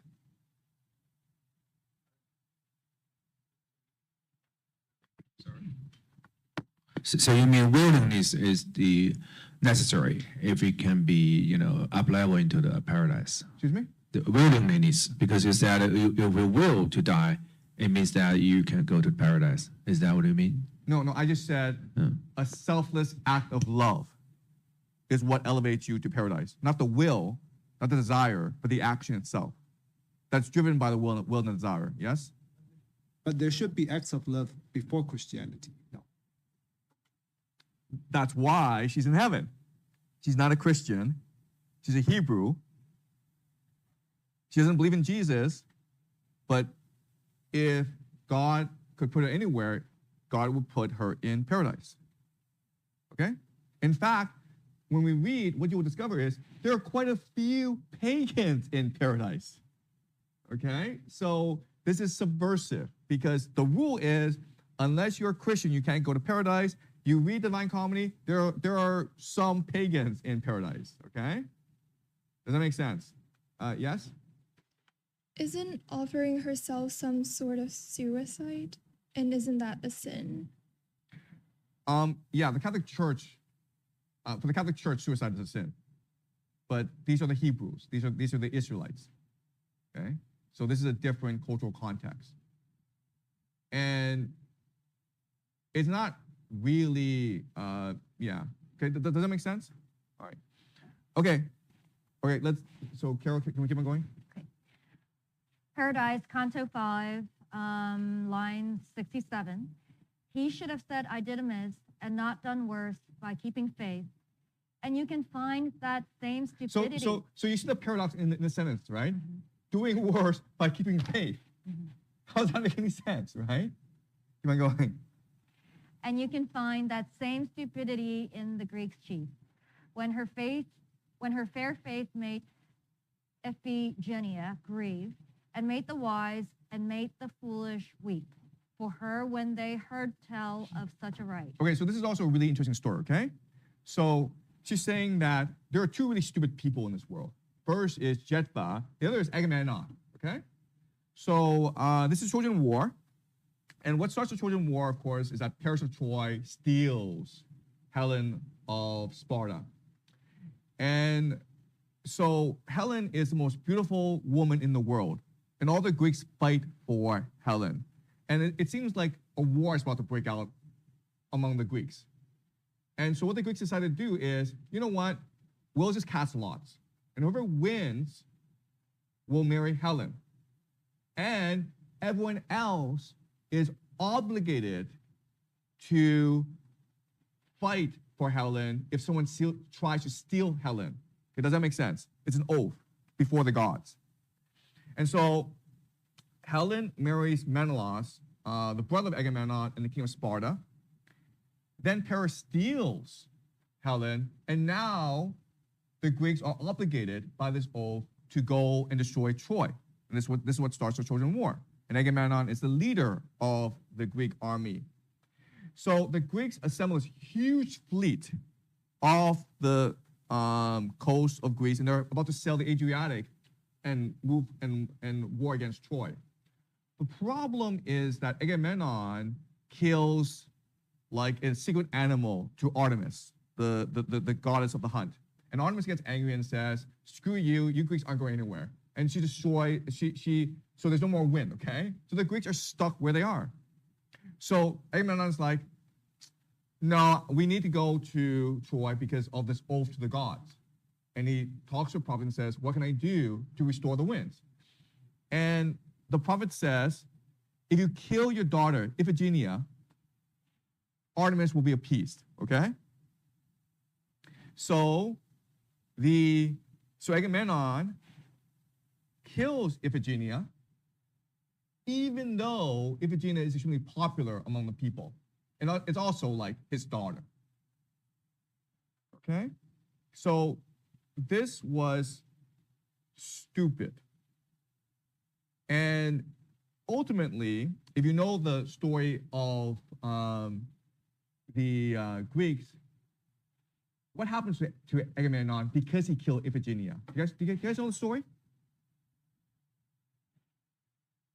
Yeah, I think Iphigenia's mother, Clytemnestra, revenged on Agamemnon. If and your killed him. daughter were killed by your husband, what would you do? You'd probably go kill the guy, okay? Clytemnestra plots this vengeance against Agamemnon, and so when Agamemnon comes home, Clytemnestra kills him for killing Iphigenia. Okay? So,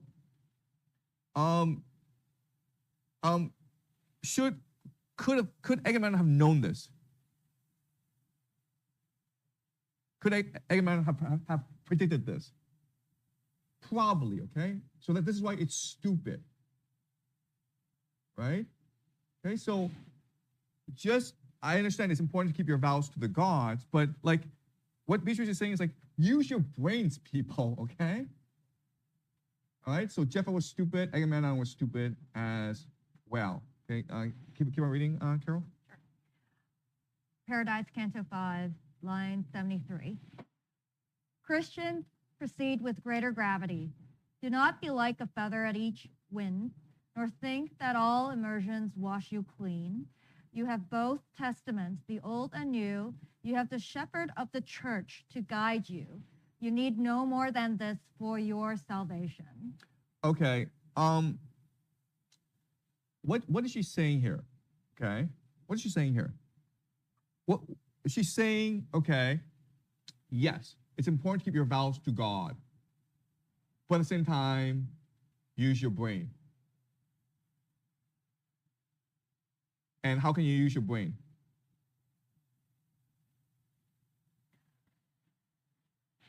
You have both testaments, the old and the new.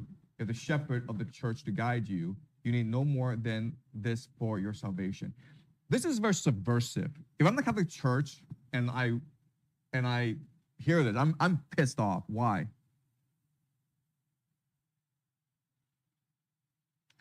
You don't need the priest. You or don't pope. need. You don't need a priest, but what do you need? Bible. The Bible. Did you understand? Okay. What are not allowed to do at this time if you're Catholic? To read the Bible. Read the Bible by yourself. You're not allowed to do that. And what Dante is saying is like, hey, if you really want to understand what is true, read the Bible for yourself. Okay? Yes? So this is something I'm really confused about. So first you said that we should follow our intuition because our intuition comes from God. And then you said that we should use our brains. And then you said that we should read the Bible. However, if we presume that God is above all of this, if we presume that God does not need to make himself manifest in such things as the Bible or even the Catholic Church, then what is God? How should we get closer to God? Okay, all right. So first, let's ask a question, okay? Have you read the Bible before? Okay. What's the problem with reading the Bible? There's loads of versions. Excuse me? Loads of versions. Loads and loads of them. It's pretty complicated, man. So what's the only way you can actually read the Bible? Use your intuition, man. You understand? Try reading the Bible using logic. Good luck with that one. Right? What's the contradiction here? What Dante is saying is, okay, yes, I understand that you made this vow to God and you want to know what to keep and what to break. Use your intuition. How? Read the Bible. Listen to the priest. Okay? Once you have these two elements, go to church, listen to the priest, read the Bible, then this will be the path to your salvation. So what he's really saying is, use your own judgment. Use your intuition. Use your faith. Yes?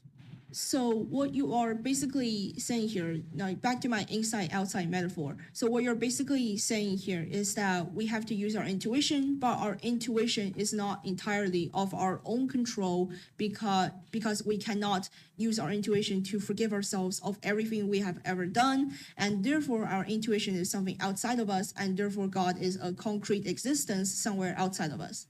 Okay. All right. So let's try to make this simple, okay? It might be wrong, but let's try to make it simple, okay?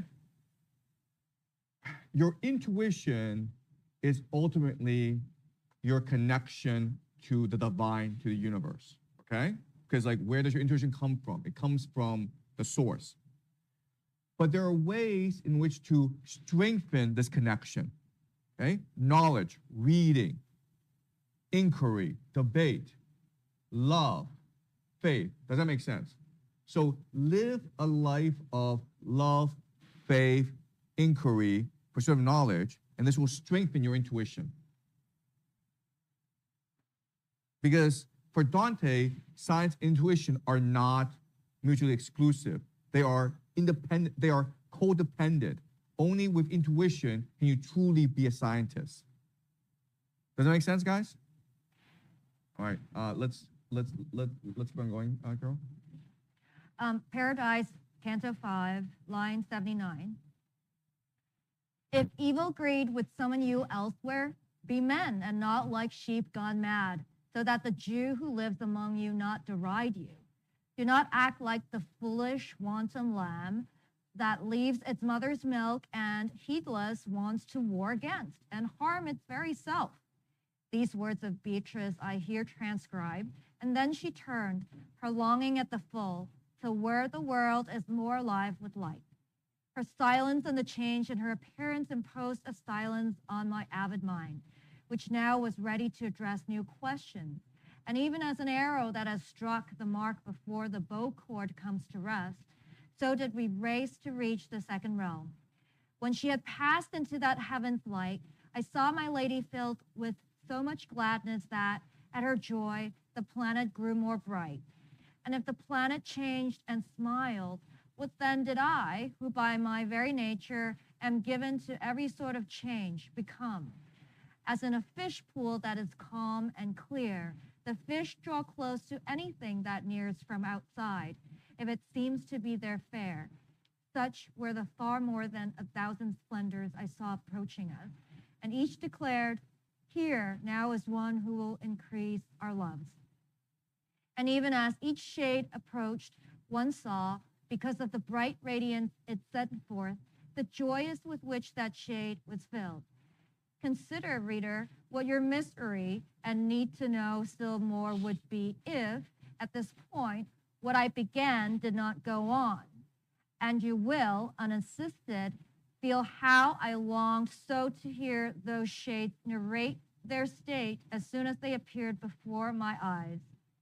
O you, born unto gladness, whom God's grace allows to see the thrones of the eternal triumph before your war of life is ended. The light that kindles us is that same light which spreads through all of heaven. Thus you would know us, state yourself as you may please. So did one of those pious spirits speak to me, and Beatrice then urged, speak constantly, trust them as you trust God. I see plainly how you have nested in your own light. See, you draw it from your eyes, because it glistens even as you smile. But I do not know who you are or why, good soul. Your rank is in a sphere concealed from mortals by another planet's rays. I said this as I stood turned toward the light that first addressed me, and at this, it glowed more radiantly than it had before. Just as the sun, when heat has worn away thick mists that moderate its rays, conceals itself from sight through an excess of light, so did that holy form, through excess gladness, conceal himself from me within his rays. And so concealed, he answered me even as the next canto is to sing. Okay, all right. So what's happening, of course, is that Dante and Beatrice are traveling through the cosmos. They're going from sphere to sphere. They are now in a new sphere. And the person they meet is Justinian. Justinian was emperor of the Byzantine Empire, okay? Probably the greatest emperor of the Byzantine Empire. And he will now talk about the history of Rome, which we'll read in the next canto. Question. There's a word here that shouldn't be in the Divine Comedy at all. It's a really weird word. If you are a Christian, if you're a practicing Christian, you hear this word and you basically shudder. You're like, what? Okay, it's like basically someone hitting you. What is this word? The word doesn't really belong, and it should not be here. There's a word. 4 letters, guys. 4-letter word that should not be in heaven. It makes absolutely no sense.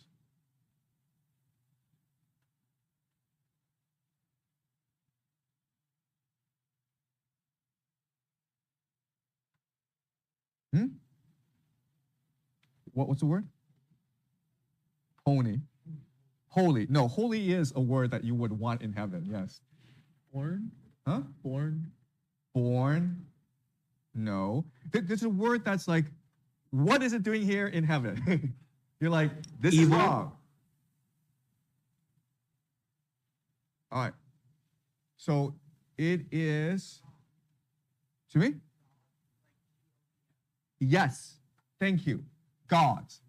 What is going on here? You guys understand this? Yeah, you're a Christian. There's one God. And it is sacrilege to say there is another God. There can only be one God. What is she saying? Beatrice says, speak confidently, trust them as you trust God. Beatrice says to Justinian, talk to Dante, speak the truth, talk to them as you trust God. It's a really strange word, right? Does the gods here refer to like the Greek gods? I mean, I think yesterday we talked about how at the beginning of the cantos, like Dante prayed to, for example, the Apollo and the Muses, even though he was like Christian. So Yeah, well, I mean, like that can only be the reference, right? Because Christianity is monotheistic, meaning there's one God. The Greeks are polytheistic, meaning many gods, right? So the idea I'm trying to convey is that there's a subversive quality to the Divine Comedy. You can choose to just read it like as a Christian text, and quite honestly, most people do read it as Christian text. And in the next, and I point this out because in the next canto, we will, for Justinian, read the entire history of the Catholic Church, okay? From its beginnings in Rome to the Holy Roman Empire, okay? And that is the official chronology as presented by the Catholic Church. But what I'm trying to show you is that there are small things embedded throughout the text that subvert the traditional understanding of Christianity. It doesn't make sense, guys. And unless you read it deeply, you can't actually appreciate it. Yes? We see this as a humanistic perspective. Like, we often say modern day celebrities are called stars, right? And sometimes we say gods of the literary canon, and sometimes we almost worship the greats in our history. And can this be seen as this pioneer of the humanistic perspective that humans can be great in and of themselves, even those who are not great through religion, like pagans, like Archimedes? Exactly, okay? And what you say is the Renaissance, okay? What makes the Renaissance a revolution in human affairs is that, as you say, it celebrates the human spirit and how the human spirit can be a force for innovation and good in the universe. And this is unique in Europe at this time, okay? And it starts with Dante. It is Dante that launches the Renaissance as well as modernity. It is Dante that promotes the idea of the individual that we take for granted today, but which was revolutionary back in his time. Okay? So yes. All right. We have another 20 minutes, but I want to talk about some ideas. Okay. So I don't want to give you the impression that our discussion is the end all and be all, that we've uncovered the truth. I want to go over into the limitations of a discussion, okay? The first limitation, as you can appreciate, is this is written in Italian. We are reading in English because we don't speak Italian. This is a severe limitation because it prevents us from doing literary analysis. We can't study the words, we can't study the diction, the syntax, okay? And so it limits our true understanding of what Dante is trying to convey. It doesn't make sense. Unless you read this in Italian, it's impossible to truly decipher his meaning. That's the point. And we've invited someone Italian to come read some passages for us later in the workshop. Yeah, and that'd be great. But the point I'm trying to make is like, unless you read it in Italian by yourself, you'll never truly understand it, okay? Okay, that's point one. Point two is that we discussed this before, but in the Divine Comedy, there's a lot of numerology and mathematics. Because when you think about it, for Dante, mathematics is the underlying truth of the universe, okay? Mathematics, numerology is what provides the structure of the universe. And there's a lot of actually numerology and mathematics within the Divine Comedy. The most basic example is a structure where it's 34 cantos in Inferno, 33 in Purgatory, and 33 in Paradise. And also, like if you look at the structure of the poem, it's 3 lines by 3 lines by 3 lines, okay? There's clearly a numerological significance to number 3 because of what? When you think 3, what do you think? Trinity. The Trinity, okay? Do you understand? Okay? So what Dante is doing is he is using mathematics in order to portray the divine structure of the universe, to express its its intentionality, okay, its design. Okay, so unless you really study the mathematics, it's again hard to understand the Divine Comedy. We're not going to do that because a lot of the mathematics is in Italian, okay? The mathematics would also include syllables and the rhymes and all that, okay? So we can't do the numerology as well. The third thing that we're missing, that's very important for Divine Comedy, is astrology.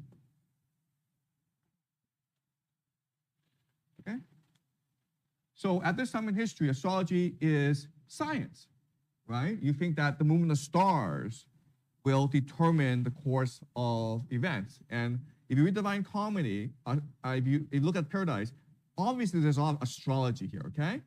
Obviously, the way that the stars have in position, the way that Dante's looking at the stars from a certain angle, it's all significant. but I don't understand any of this stuff. Okay? So astrology is also very key. Then you have the symbology.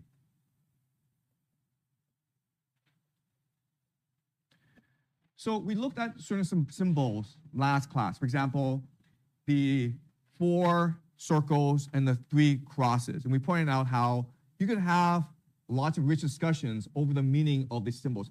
There are lots of symbols scattered throughout the Divine Comedy. And obviously, there's a lot of deep meaning under these symbols, but unless you actually study symbology, you don't know what they are, okay? What Dante is doing that's very important is that he's combining different traditions together, right? Not just the Christian tradition, but also the pagan tradition, also the Islamic tradition, the Gnostic tradition. There's also sorts of traditions that he's combining together in order to create the symbology, the imagery that underlies the Divine Comedy, okay? And the last element that we can't look at is the occult, okay? Occult esotericism. What is the occult? The occult is basically talking to demons and angels, okay? And if you actually know the occult, you will understand there's a lot of occult symbolism, a lot of occult references into the Divine Comedy. I don't know these references, so I cannot bring them out. Yes? Personally, based on my understanding, I would argue that the original meaning of the word occult is actually the hidden, and the occult can refer to more than angels and demons. In fact, if we're referring to that, we often refer to them using, for example, demonology. So the occult could also refer to other topics. Yeah, right. The occult just means what's hidden from us or what is esoteric, okay? Yes. But most people refer to it as just talking to demons and angels, okay? And clearly, Dante spends a lot of time talking to demons and angels, right? And the last thing I would say is just magic, okay? Magic, manifestation. So why I bring this out is like there is an entire universe in the Divine Comedy we cannot access because of limitations of our language, because of limitations of our knowledge. So even though we're having these rich discussions, appreciate that it's only a small fragment of the entirety of the Divine Comedy. And the entire purpose of this class is to encourage you to spend your entire lifetime studying the Divine Comedy. There's about 20 of you in this classroom. I guarantee you, if you were to spend the next 50 years studying the Divine Comedy, each and every one of you would have a radically different interpretation of the Divine Comedy because some of you may learn Italian and go study numerology. Some of you may learn Italian and go study symbology, okay? In which case, you present a radically different conception of the of your understanding. Another way of saying this is the Divine Comedy, what it really is the secret Bible of humanity, right? The Bible is the major religious text for most people in this world. But if you are an intellectual, if you are an aspiring writer, the Divine Comedy is what will guide you in your imaginations, okay? If you read the Divine Comedy throughout the entire life, I guarantee you are going to be one of our greatest intellectuals, one of our greatest writers, greatest thinkers, because there's so much richness. Also, like if you actually read the Divine Comedy and you study things like the Kabbalah, you know the Kabbalah comes from the Divine Comedy, okay? This is something that we might discuss later on, but the Jewish Kabbalah is basically inspired by Divine Comedy. It's something that people don't recognize. But if you're a really smart person, you're really interested in the esoteric, in the occult, in magic, in God, then the Divine Comedy is the best source material that you can have, okay? And again, I am just amazed at the level of accomplishment I mean, it is, I think, certainly the greatest individual human achievement in history, far greater than Einstein or Newton. But also, I think that if we were to rank Divine Comedy to other great achievements, okay, the pyramids, the nuclear bomb, the computer, or whatever, I still think the Divine Comedy is superior. Okay, that's my own feeling. Also, I will say that because I have access to all this, okay, these 6 things I'm missing for my capacity to fully analyze Divine Comedy, it also means we'll probably skip certain sections. Okay, does that make sense? Because certain sections are heavy into the occult, astrology, and mathematics, and there's really no point for us to read it because, like, I don't understand what's going on, right? Okay. So, any questions about this? Yes. Do you remember the first time you read Divine Comedy and how it felt like? And what Yeah, it meant to you? I had no idea what I was reading. I mean, I started reading Divine Comedy about 4 years ago for the first time. I didn't read this at Yale. I think you have to take Italian to read Divine Comedy. I can't remember. And for the first many months, I didn't understand anything. Okay, like I would read the words, like I don't understand what's going on. Okay, I would watch videos. I think I watched like 100 hours of like videos explaining to me what Divine Comedy is. It made me even more confused. Okay, try it. Try going on YouTube. Try watching what these professors say about Divine Comedy. It will just confuse you even more. And so I'm really frustrated. But I have to teach this to my students. Okay, I'm teaching in a high school, and I've taught Homer, I've taught Plato, and I'm like, I should teach Dante as well. So I'm like, oh my God, I am going to be a complete idiot, okay? But I really want to teach this to my students because I really want to teach great books. And then one morning, I wake up, and it felt as though Dante walked into my dreams, and he gave me certain ideas. And he said, love. Okay? If you want to understand the Divine Comedy, think about what love is. Think about what the meaning of love is, and that will lead you to the right path. And then Divine Comedy started to like open up to me. Like the words start to connect together. Okay? And it goes back to the idea of Prakarta, where if there's a will, there's a way. Where I, for like 4 months, felt completely hopeless. Like, this is impossible. This is just stupid. I can't understand what's going on. All these YouTube videos are making me more confused. I felt hopeless.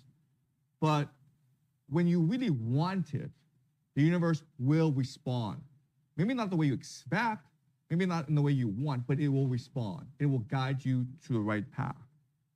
Okay? So it's only a question of will and desire. Yes? So something I would like to comment on, something that I noticed and I think is interesting but understandable given its time, is that so in fantasy fiction, there are 2 types of magic. There's hard magic and there's soft magic. And hard magic is when you do something like 1 + 1 and you expect it to equal 2. And soft magic is when you don't know what will turn up. Magic just turns up when it needs to. So I think Dante's esotericism is closer to soft magic than hard magic, but it's already showing the basic science of hard magic, which I think is really interesting because in Catholicism, you cannot expect God to do anything. So Catholic magic or miracles is absolutely soft magic. However, as we evolved, as the disciplines of the Kabbalah, as the disciplines of occultism evolved, we gradually got ourselves some rituals. We got ritualism, and that evolved into hard magic, where we do something and we expect something to happen. Okay, I agree with that. Yeah. What I'll also say is that I really think Divine Comedy is the word of God. It's a universe speaking through Dante. And that's why I say it's perfect, okay? I've not been able to find a flaw in Divine Comedy. I mean, like, look at its beauty of its structure. Look at the beauty of its language. Look at the economy of its ideas, okay? we're able to take one sentence and have like hours and hours of discussions based on this. So I think it's gonna be worth your while to spend the rest of your life studying the Divine Comedy. It is that good. There is magic, definitely magic in this. And the more you study, the more you will discover. Okay? I cannot say this about the Bible. I'm sorry. I've actually said the Bible. It is a complete mess. Okay? If you actually said the Bible, you're like, what's going on here? But Divine Comedy, the poetry, makes it perfect. Right? Because let's just say you're in the Middle Ages and you hear Dante recite poetry, right? What do you think? What are you thinking? It's God, right?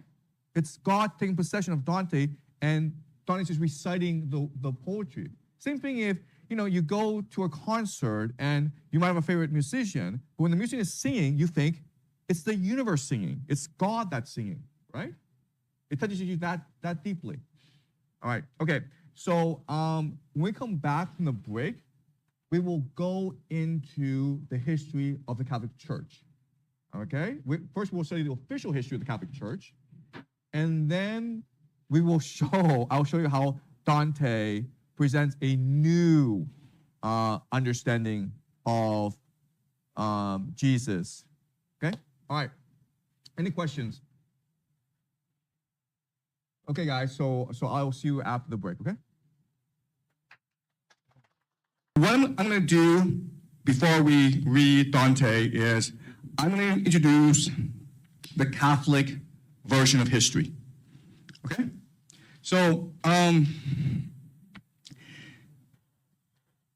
the end point of history is the Catholic Church, because the Catholic Church is the manifestation of God on earth, okay? It is heaven on earth. So all the events that led the Catholic Church were preordained. They were intended by God, okay? And the thing that starts history and which leads to Catholic Church is, of course, Rome. Rome. It is God's intention, it's God's will that Rome conquer the world.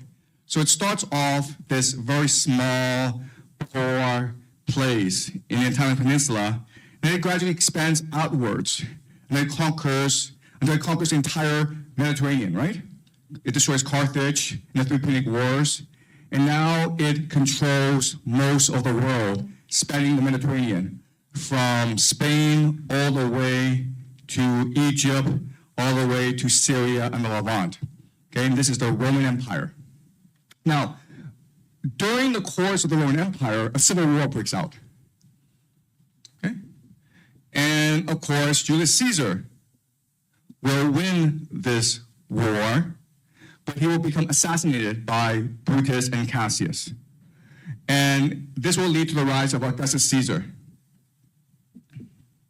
And after Augustus Caesar dies, Tiberius Caesar will come into power. And as during the time of Tiberius Caesar, Christianity is born, and it's spreading throughout the Roman Empire. And it's a miracle because in the beginning, the first 100 years, it's persecuted. It's a very fringe religion. But by about 300, year 300, it becomes the official religion of the Roman Empire because of Constantine. And Constantine will decide to shift his capital from Rome to Constantinople, which is modern-day Istanbul. And this begins the Byzantine Empire, which is the Eastern Roman Empire. And the great emperor of the Byzantine Empire is, of course, Justinian, who we are meeting, or who we have met in the Divine Comedy. And Justinian will narrate the story of the Roman Empire, okay? But it's basically like this. Now, as we know, the Roman Empire does split in half between the Western and the Eastern. The Eastern Empire will fall to the Turks in the 16th century. about 1,000 years later, but the Western Empire falls about the year 400, okay? And when it falls, Europe is broken into different kingdoms, different factions. And about the year 800, Charlemagne of the Franks will unite all of Europe and create something called the Holy Roman Empire.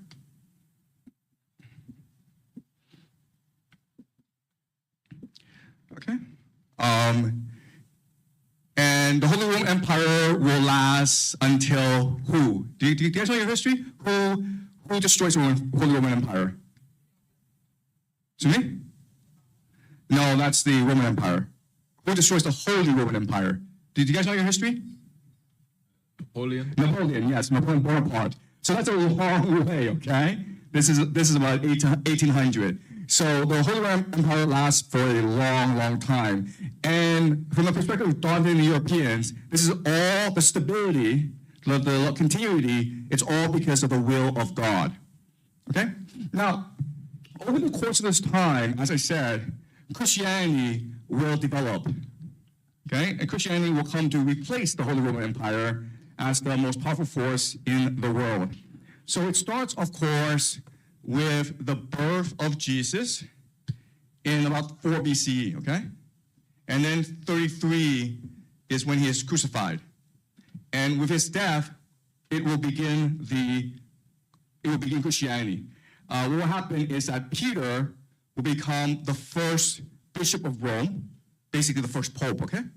And then Paul will build the foundations of Christianity. And we'll meet both Peter and Paul in the Divine Comedy. Not Jesus, but Peter and Paul. Then what happens is that Christianity spreads and it becomes official under Constantine, okay? So now the Catholic Church is official. Now, in about 325, this is something called the Council of Nicaea. Nicaea is in modern-day Turkey. But the Council of Nicaea is a radical turning point in Christian history. Because before, every single place in Europe had its own distinct church that blended Christian elements with local pagan practice. The Council of Nicaea attempted to standardize Christianity by resolving certain theological conflicts within the church.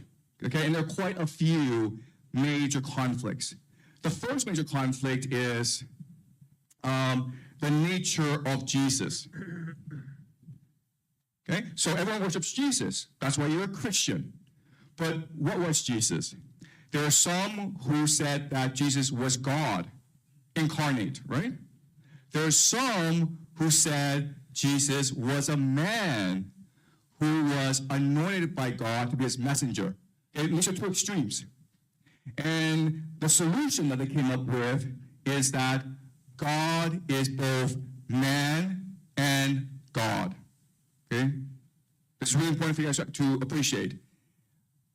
Jesus has a dual nature, both God and man, both divine and both human. Why is this important? You had to have Jesus both as divine and as human. Why? Do you guys know why? Anyone? You can't be like, this guy's a man, you can't be this guy's a God. It has to be both. Why? Yes? Well, from a literary perspective, like we all like a main character we can relate to. And if Jesus was wholly God, then we can't relate to him that much. And if he was wholly human, then, well, what business does he have doing all these nice things for us? Okay. But there's actually a much more pressing reason, yes? Because therefore he can save all the human. By how? By salvation. Okay, so the main reason is the crucifixion, right? Right? Does it make sense, guys? Crucifixion. So the idea is that his sacrifice only makes sense if he could die. You understand? If he's a God, you crucify him, who cares? That's nothing.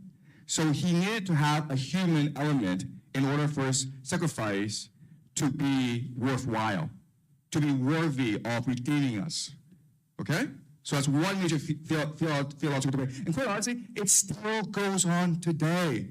There are like literally hundreds and hundreds of different sects of Christianity arguing about this. Okay?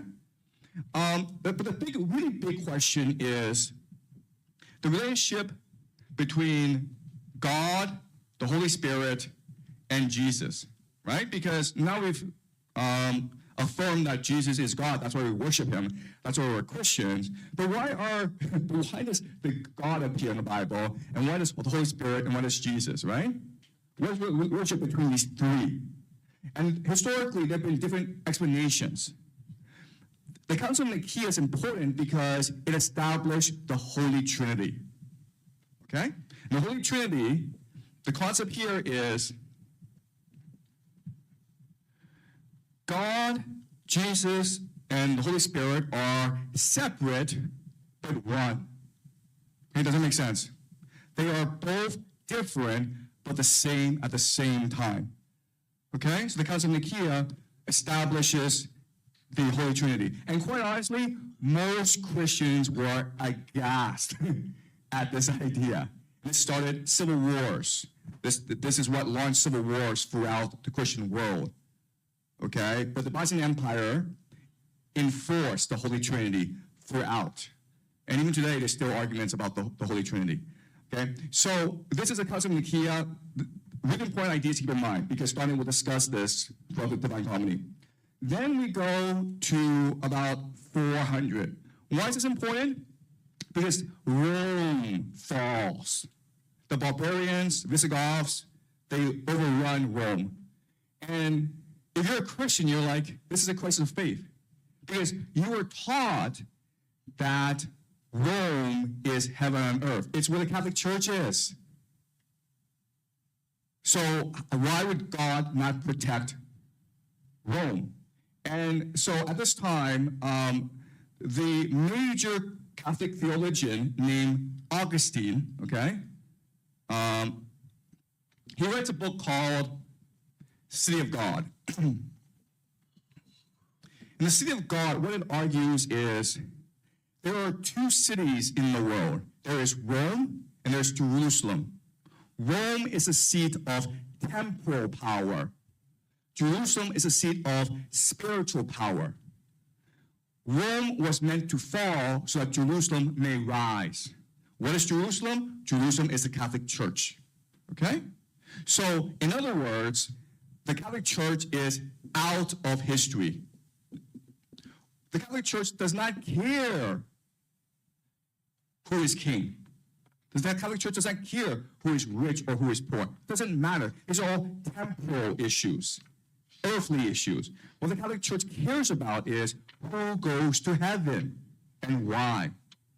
Okay? So Augustine establishes this separation between church and state, where the church is out of history, beyond history.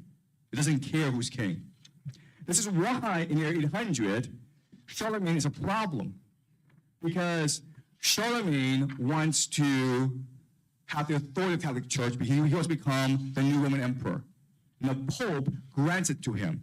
The Pope anoints him emperor of the Holy Roman Empire, right? If you don't have holy in here, holy, then you need the church. So now the church becomes embedded in temporal politics, and this is what leads to Dante writing the Divine Comedy. Because he is angry at the fact that because the church has involved itself in temporal politics, now all of Europe is in factional politics, right? Now you have two major seats of power, the Holy Roman Empire as well as the Catholic Church. And they're always fighting, okay? The Holy Roman Empire is fighting to figure out who will be Pope, but that's not a temporal issue. That's not a worldly issue. The Vatican is fighting to install a friendly emperor in the Holy Roman Empire, okay? And this is happening for centuries. And this is leading to wars throughout all of Europe.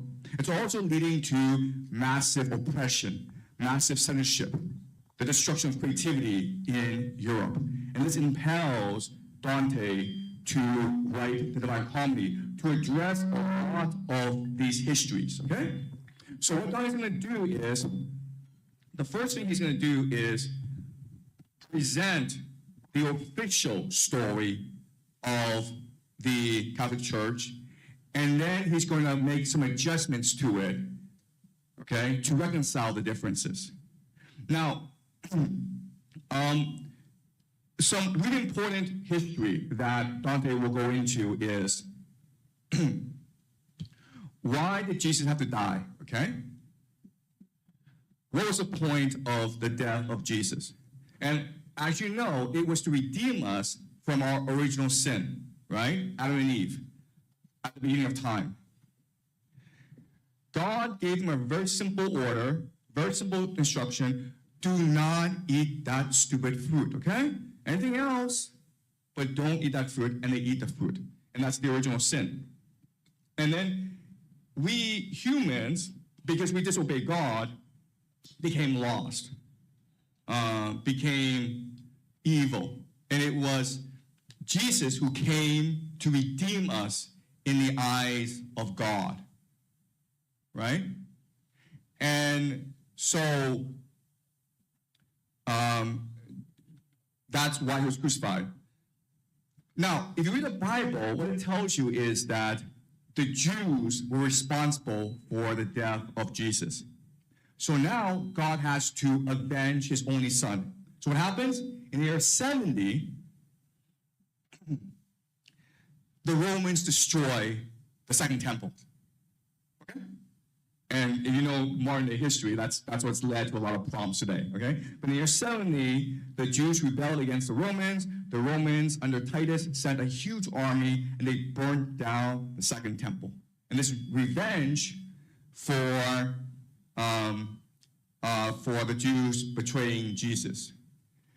And so, if you're a Christian, you learn this history. But obviously, this raises a lot of issues. Why was the murder of Jesus necessary to redeem us, right? What does one wrong make right? Okay, that doesn't really make any sense. Also, why would God need to punish the Jews if that's all part of the plan to begin with, right? The Jews did nothing wrong. Okay, yes, the Jews did betray Jesus, but wasn't this part of the plan to begin with? The Jews were just doing their part. So why did God have to punish the Jews? Okay? So clearly there are issues with this history. And this history is important because if you know European history, it's led to a lot of evil in Europe, right? For example, anti-Semitism in Europe. So Dante feels compelled to reconcile this history and present it in a way that we can appreciate and which will lead us closer to the monad, to God. And that really is the genius of Dante, where he can take this complex, convoluted history and turn it into a philosophy for us to appreciate and for us to act upon, okay? Does that make sense? Any questions about this introduction before we read Dante? Yes? So does Dante believe that Jesus is God or not? Or does he to how many parts does he agree with the Catholic Church? Okay, that's a really good question. And the answer is we'll never know because Dante is running at a time in history where you could be killed for defying the Catholic Church, for committing heresy. Okay, so a lot of things he does, it's gonna be subtle, it's gonna be nuanced. We'll never truly know his true feelings. But if I had to guess, I would say that Dante, in his interpretation of the Bible, in his interpretation of Jesus, he felt that Jesus was a great spiritual leader who was divine in nature. But so is Dante. Okay, does that make sense?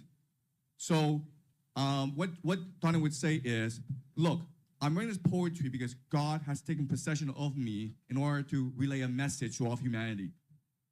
And that's what he would probably say about Jesus as well, where Jesus is divinely inspired to spread a message of hope and salvation to the people around him. Okay? Now, sorry, did you want to say something? I wanted to say something like the history you just presented earlier about Jesus's murder, so to speak. Was it meant to be factual or was it meant to be biblical?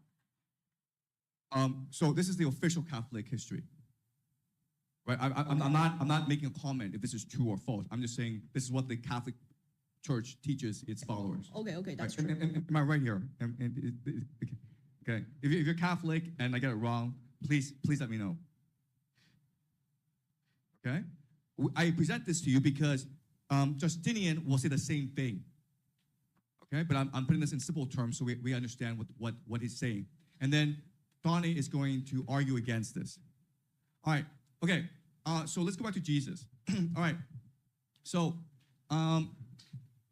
something to keep in mind about Jesus is if you really want to understand the essence of Jesus, there is a part of the Bible that I think is pure poetry. It itself has to be divinely inspired, just like the Divine Comedy. And I think we should read it together, okay? It's called the Sermon on the Mount. Okay, so Carol will read the Sermon on the Mount, okay? Just so we can understand who Jesus is and how he thinks.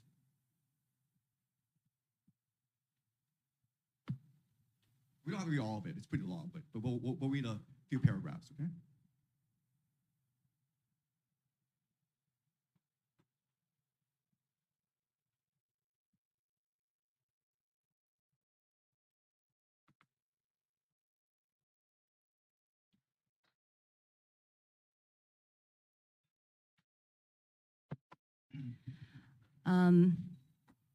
This is from the Gospel of Matthew, the NIV version. Blessed are the poor in spirit, for theirs is the kingdom of heaven. Blessed are those who mourn, for they will be comforted. Blessed are the meek, for they will inherit the earth. Blessed are those who hunger and thirst for righteousness, for they will be filled. Blessed are the merciful, for they will be shown mercy. Blessed are the pure in heart, for they will see God. Blessed are the peacemakers, for they will be called children of God. Blessed are those who are persecuted because of righteousness, for theirs is the kingdom of heaven. Okay, all right, stop. Okay, so you can hear the poetry, you can hear the beauty and the truth. Now, this is very powerful. I think it moves every one of us today, okay? Sometimes I just cry hearing this. But this is especially powerful 2,000 years ago when Jesus was alive. Why? Because the Roman Empire was really, really evil. The Roman Empire, the Pax Romana, marked a time of tremendous inequality, where few people had everything, and where most people were slaves. So in this time, what do? Well, if you revolt like Spartacus, they'll come and they'll crucify you and your family, right? You can try to rebel, but there's no point because it is the empire. It is everywhere. It is everything. You can't possibly become rich because all the wealth has been monopolized. Yes? I would have to say that while this is from a modern day perspective true, I think it is a slightly anachronistic perspective because in the age of the Romans, wealth equality was a thing that was taken like as a granted in society, and also Christianity is not free of its wealth inequality, especially after its legalization. And also Roman slavery was not as widespread or as cruel as we think. Many Roman citizens would enter slavery as a way to free themselves from their debt. So I'm saying that while all of this is true from a present day and from a Christian perspective, it is slightly anachronistic. Okay, so let me ask you this question. Let's just say that you're a young person living in the world today. The baby boomers have everything. You went to school, now you have $100,000 in debt. And you have absolutely no job prospects. The best you can hope for is maybe to become a gig worker, right? driving a Uber. You have no chance of getting married. You have no prospect of ever owning a home. How do you feel? How would you feel? I'd be pretty pissed. Yeah? Again, I think this is absolutely true on present day, and it highlights some of the most poignant questions that we face in our present day. I think it's a slightly anachronistic perspective if we apply it to the Roman Empire. Okay, all right, fine. Okay, but I'm just saying, like, maybe a 1,000 years ago, we'd be like, wow, young people in the year 2026 have it all, man. They have cars, they have computers, they have air conditioning. They must be the happiest young people ever in human history, right? You guys have porn on your computer, right? You guys can fly to Beijing and take this class. What are you complaining about?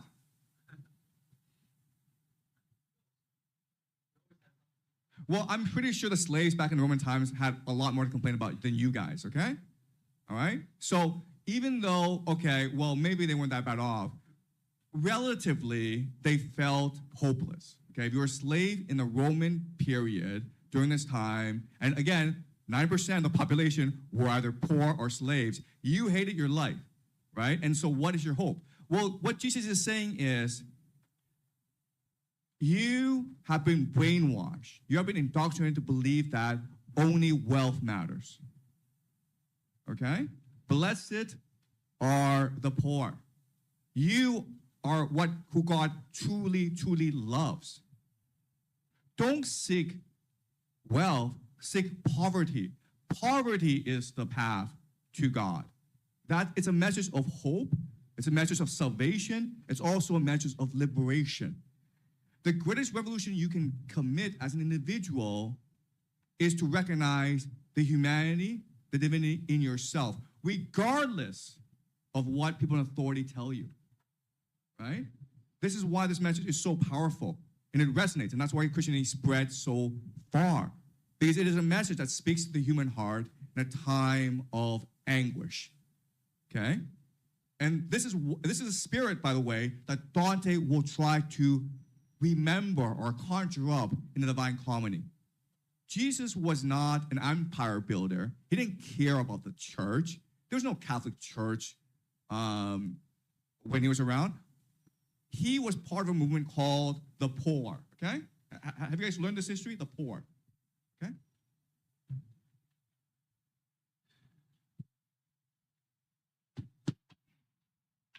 The poor. And the poor, this movement is basically, we give up material wealth. We will travel as beggars.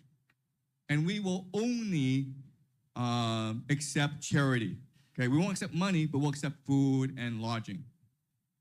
And there's a very powerful passage in, was it Matthew? But like basically, actually, it's in most of the Gospels. But a young man says to Jesus, I want to be like you. How can I follow you? And Jesus is like, do good works. And then the young man's like, no, I want to do more.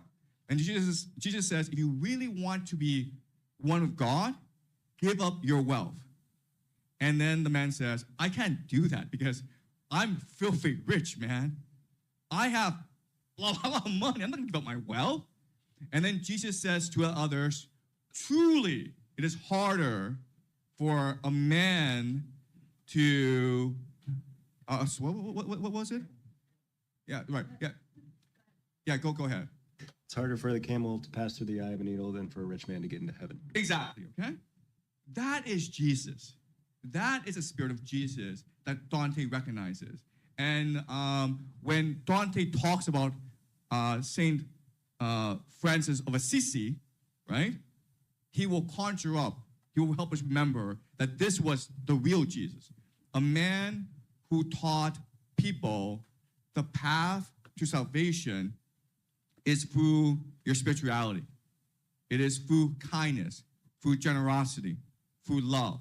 Okay, that is the Jesus that I think Dante understood. Yes? But wasn't Dante an aristocrat himself? Like someone who had power and money and stuff? Like... Okay, sorry, what's your point here? Well, I mean, if he wanted to be like Jesus, then, or spread his message, then he didn't live exactly that life. He lived Didn't a he- life of like power, right? Or like he was an aristocrat. Put himself. First of all, I mean, Dante came from a good family, but he was not an aristocrat by the standards of Florence, okay? Also, let me ask you this question. Was St. Francis of Assisi, you know, the man who became the founder of the Franciscan movement, who gave up all wealth, was he born rich or poor? Do you know? Guess. He was very, very rich. His family was very, very rich. And that's why what he did was so significant, right? If you're born poor and you're like, I don't want money, is that hard?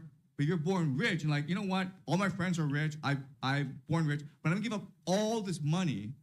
That is an action that is truly inspired, right? It's truly divine. Yes? This isn't related to Jesus necessarily. So what I think Dante is doing, I think it's actually pioneering. It's actually an early version of Protestantism. So a kind of place where you return to God, where you return to Jesus instead of returning to the Catholic Church. So my personal opinion about the Catholic Church is that despite preaching the gospel of poverty, despite condemning having a lot of money and using it to do evil things, it actually enabled a lot of the power structures that allowed medieval European society to become so unequal and so feudal. So my point is that Dante is actually subtly pioneering this return to Jesus's own values, bypassing the Catholic Church. Yes, okay. All right. So that's true, but something that you guys don't appreciate is there was always opposition towards the Catholic Church throughout history. Do you understand? The Protestant movement was not new. It was always there. Okay, so there were two major oppositions to the church, okay? The first argument is that the church is too worldly, meaning that these prelates these bishops were filthy rich. And like, sorry, but the apostles, you know, they swore to poverty. Jesus swore to poverty. So that's betraying the church. So throughout this history, okay, it's been covered up, but throughout this history, there were all these movements throughout Europe that criticized the church for its corruption and who sought to return to a life of poverty. Some of these movements, the church actually co-opted, right? So the Benedictines and the Dominicans and the Franciscans were co-opted by the church, but they came about because of their harsh criticism of church power and wealth, okay? And the second thing about the church was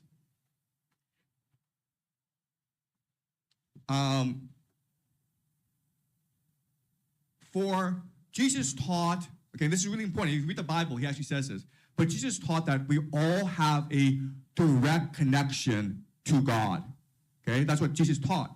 But the church says, no, we are born in sin, therefore we have betrayed God, therefore we must now rely on the church to connect us back to God, okay? But throughout most of this time, there were a lot of people who refused to accept this. And the one major groups, of course, is called the Cathars. I'm not sure if you know this history, the Cathars. Okay, there are a lot of these Christian sects that taught that we had a direct connection to God, okay? And so they were suppressed. This launched the Albigensian Crusade. Okay, so this is really important for you guys to understand. The Protestant movement was not a sudden revolution. It was always there. The Protestant Revolution was just successful, okay? But throughout history, at no point was there not opposition towards the Catholic Church for these two reasons. Because the church was seen as corrupt and because the church denied direct access to God, okay? And this is something that Dante will discuss at great depth in the Divine Comedy. Does it make sense? Okay. So one last thing that you guys need to know is in the year 1321, this is the year when Dante finished the Divine Comedy, And the moment he finished, like, I don't know, a few months later, he died, okay? So basically, you could argue that he kept himself alive in order to finish the Divine Comedy. And then when he finished it, he's like, my mission is done. I can now rest and be with God. But in the year 1321, at this time in history, the explanation for why Jesus had to die on the cross is radically different from today. Today, why do we think Jesus died on the cross? What's the explanation? To redeem us from our sins, right? Okay. Back then, the most popular explanation is something called the ransom theory. The ransom theory. Okay. And it goes like this. Who made us eat that fruit? Satan, right? Disguised as a serpent. So when we ate that fruit, we turned away from God and became slaves to Satan. So now this is a problem. Because if God is to redeem us, he needs to pay a ransom to Satan, right? Let me finish first, okay? And so if you're God and you need to make a deal with Satan, what can you offer to Satan that would allow him to free us? And the answer is his only son, okay? But Satan didn't recognize that the only son was so divine that he could resurrect, okay? So even though Jesus did go to hell, he was able to escape it as well. So at this time in history, this is the most popular explanation for why Jesus had to die on the cross, as a ransom for our sins, okay? Then over time, it becomes generalized to become, he redeemed us from our sins. So this is the most popular theory at this time. And Dante will respond to this theory. Yes? So I think, again, I'm just picking at words, picking at hairs here, but I'm saying that Satan made us eat the fruit. Satan did not make us do anything. Satan tempted us to eat the fruit, and we did it of our own free will. Because if Satan made us eat the fruit, and if we really became slaves to him, then Satan will be more powerful than God, because he could subvert God's most holy, most precious gift, which is our free will, which doesn't make any sense. Right. Yeah. Okay. Yeah. That's right. So we have our free will chose to become slaves to Satan. Does that make sense? Because when we became tempted by Satan, we turned away from God and became like Satan. Okay. But that is assuming that Satan is as powerful as God, and Satan has the right to receive the gift of our free will. All right. Okay. So look, I'm not arguing about theology. Okay. I'm not arguing about these ideas. I'm just saying what people believe at this time and what the church taught at this time, and because I need to explain to you why Dante is doing what he's doing, okay? Okay, I'm not going to argue this is right or wrong. I'm just saying this is what people believed at this time. Does that make sense, guys? Okay? All right, so this is the background, and so we're not going to read Dante together, okay? And so for the first canto, Justinian is just going to tell us the history of the Catholic Church, beginning with Rome. And keep in mind, there are two things that upset Dante. The first is, why did Jesus have to die? The second is, why did God have to destroy the temple? Okay? All right. Can you read, Carol, please? Paradise, Canto 6, from the beginning. After Constantine had turned the eagle counter to heaven's course, the course it took behind the ancient one who wed Lavinia. Okay, so Constantine, of course, is a person who makes Christianity the official religion of Rome. The eagle is the Roman Empire itself, okay? The eagle is a standard of the Roman Empire. When you see the word eagle, it means the Roman Empire. The ancient one who led Lavinia is Aeneas, okay? And in many ways, the Divine Comedy, it is a reimagination of Virgil's great epic poem, the Aeneid. I'll discuss this next week, okay? But that's some background. Keep on going. 100 years and more, the bird of God remained near Europe's borders, close to the peaks from which it first emerged. Beneath the shadow of the sacred wings, it ruled the world from hand to hand until that governing, changing became my task. Caesar I was, and am Justinian, who, through the will of primal love I feel, removed the vain and needless from the laws. But before I grew attentive to this labor, I held that but one nature, and no more, was Christ's, and in that faith I was content. But then the blessed Agapetus, he who was chief shepherd, with his words turned me to that faith which has truth and purity. I did believe him, and now clearly see his faith, as you with contradictories can see that one is true and one is false. As soon as my steps shared the church's path, God of his grace inspired my high task as pleased him. I was fully drawn to that. And trusting to my Belisarius, my arms, I found a sign for me to rest from war. Heaven's right hand so favored him. Okay, all right, so the background is this, okay? Justinian is emperor of the Byzantine Empire, the Eastern Roman Empire. And at this point in history, the Roman Empire is divided into the eastern half and the western half, okay? It's basically split in two. And because it's split in two, there are many different variants of Christianity. Most variants do not accept the Holy Trinity, okay? So Justinian goes on this holy crusade to conquer and unite all the Roman Empire and enforce the Holy Trinity on everyone, and he succeeds. And his general at this time was Belisarius, okay? Keep on going. My answer to the question you first asked ends here, and yet the nature of this answer leads me to add a sequel, so that you may see with how much reason they attack the sacred standard, those who seem to act on its behalf and those opposing it.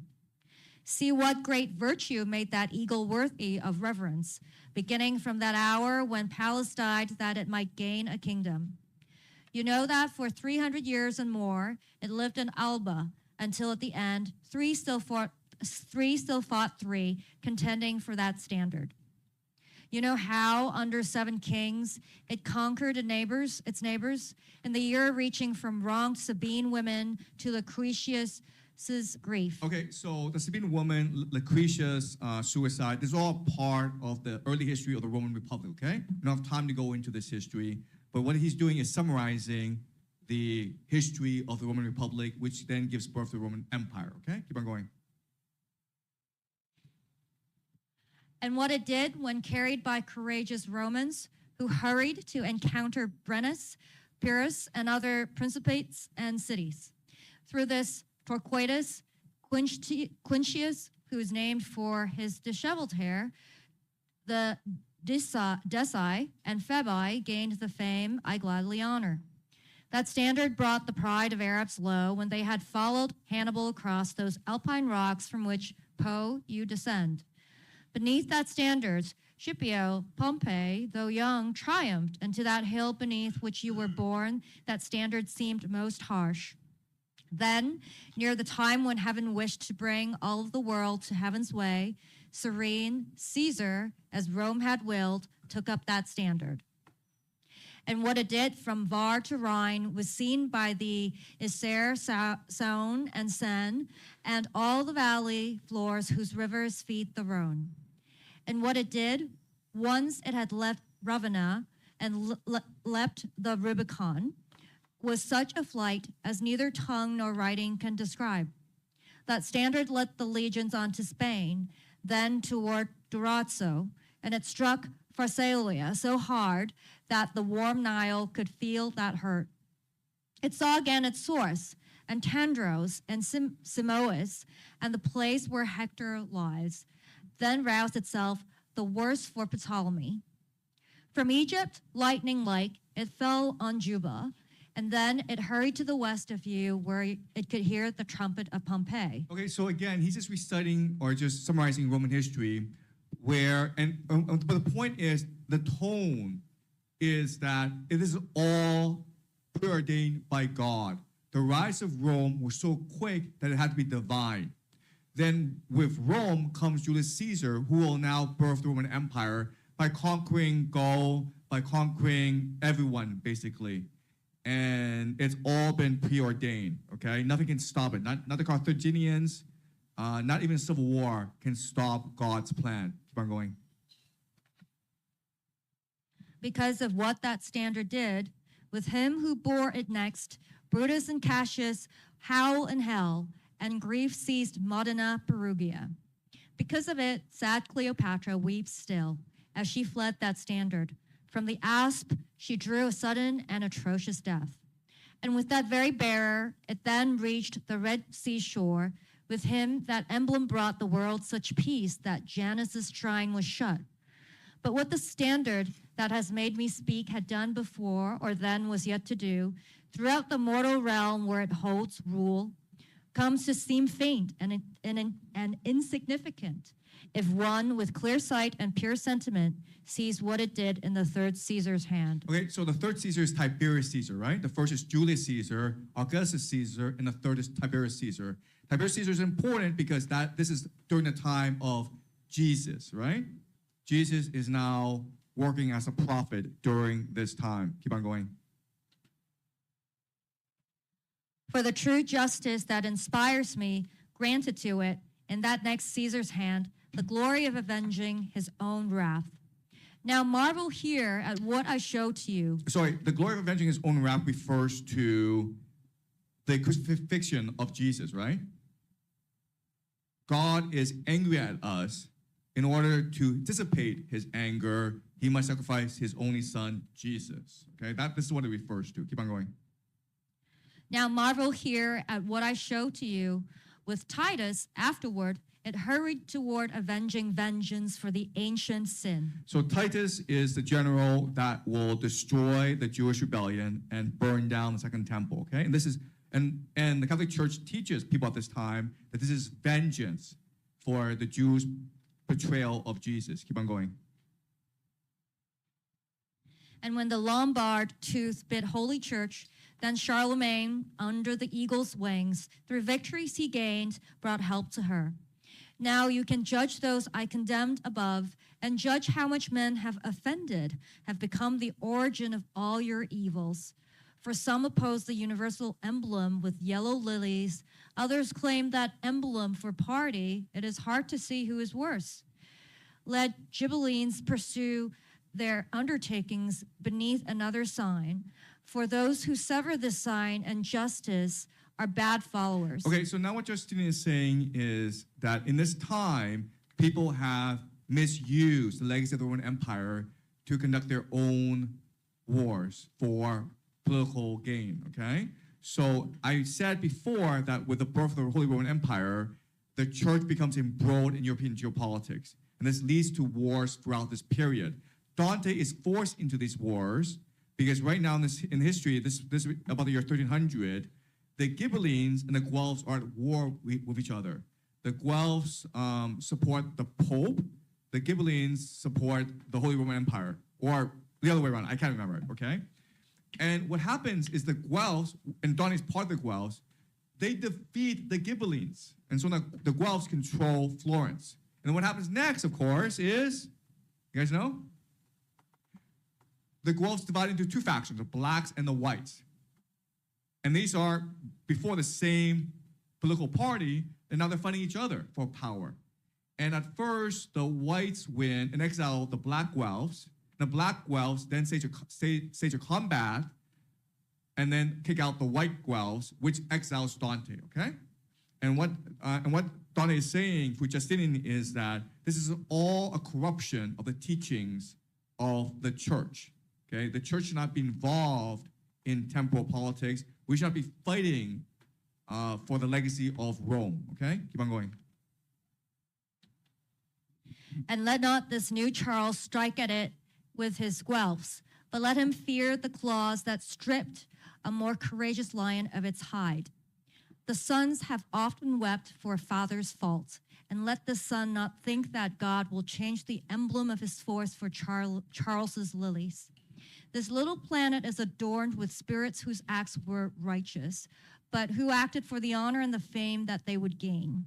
And when desires tend toward earthly ends, Then, so deflected, rays of the true love mount toward the life above with lesser force. Okay, so again, this is a central idea in Divine Comedy. Okay, God is always calling to us. We always want to return to God, but because of free will, we can choose where to direct our energies. If we direct our energies towards God, we become closer to God. But if we direct our energy towards power, earthly gain, materialism, then we will turn away from God, and God will shine less brightly on us. Okay, keep on going. But part of our delight is measuring rewards against our merit, and we see that our rewards are neither less nor more. Thus does the living justice make so sweet the sentiments in us that we are free of any turning toward iniquity. Differing voices join to sound sweet music, so do the different orders in our life render sweet harmony among these spheres. And in this very pearl there also shines the light of Romeo, of one whose acts, though great and noble, met ungratefulness.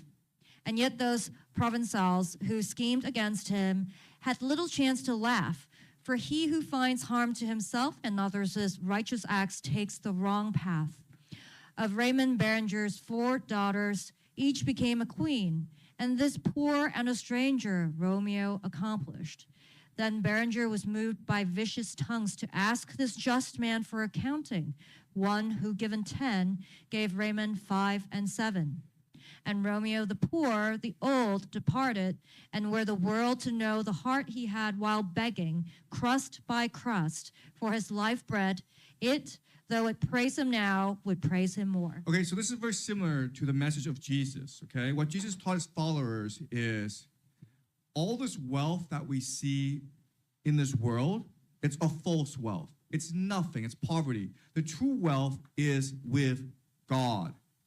So do what is right and you'll be rewarded in heaven. And that's what he's saying, what Dante is saying for Justinian. There was a man, Romeo, who was very much like Dante, who was participating in these wars, but because he chose to do good, the people turned against him, and even though he suffered on earth, he was exiled, he was impoverished, just like Dante.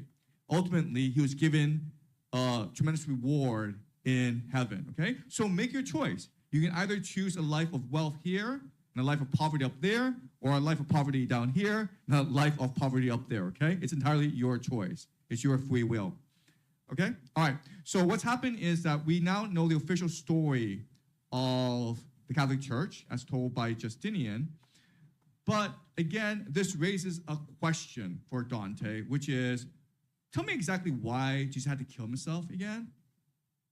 It doesn't make any sense, okay? And what Beatrice is gonna do is explain Jesus' sacrifice in a way that I think is the most powerful explanation ever, okay? But before we start, does anyone here know why Jesus had to kill himself? First? Yeah, you go first. Yeah. Oh yeah, I think Jesus is trying to cure himself just because he wants to show that he's really the Son of God. Because some people keep doubt on him, and even the Judah, the disciple, right, who just said that he just, because of the silver coin, right, he just tried to betray the Jesus. So maybe Jesus wants people to know that he is the true God. Yeah, and certain denominations teach this, yes, to prove that he is truly divine because he can resurrect himself. Yes, okay. The sacrificing your own son has to be like the biggest representation of love, and that's the love that God has towards us. Okay, could you elaborate on that? As in, there's nothing harder that someone could do than sacrifice their own son, but the fact that God did it for us to clean us from our sins shows how much he loves us. Okay, but did he really sacrifice his son? Because Jesus didn't die, right? But he was willing to show us. Okay, he showed us. Okay, yes, okay. That's actually Donna's explanation as well, yes? I have like two questions. The first one is that Jesus sacrificed to prove that he is divine. So if he proves that he is divine through a concrete thing like rising up from the dead, then that's not faith anymore, is it? That's just I saw him rise from the dead. It's a fact. And the second question is that God sacrificed his son. So as God's son, Jesus is both human and divine, and because he is part human, he has free will, and therefore he can choose whether or not to be sacrificed. So I think maybe a more appropriate framing would be Jesus chose to sacrifice himself. God did not sacrifice anybody because God cannot take away that gift. Right, Is that right? No, you're exactly right. No, you're right. Jesus did sacrifice himself. It was his choice to sacrifice himself. You're right, okay? But the idea is that Jesus and God are the same thing, right? Okay, all right. So let's read this, okay? And this is a really powerful section. I want to make sure we appreciate the logic here, okay? We can skip the first 3 lines because that's just Latin, okay?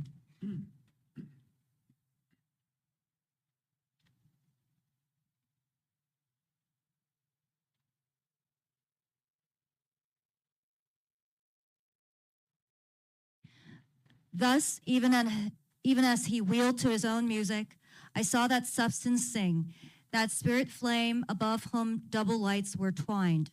And he and his companions moved within their dance, and as if they were swift as sparks, they sped out of my sight because of sudden distance.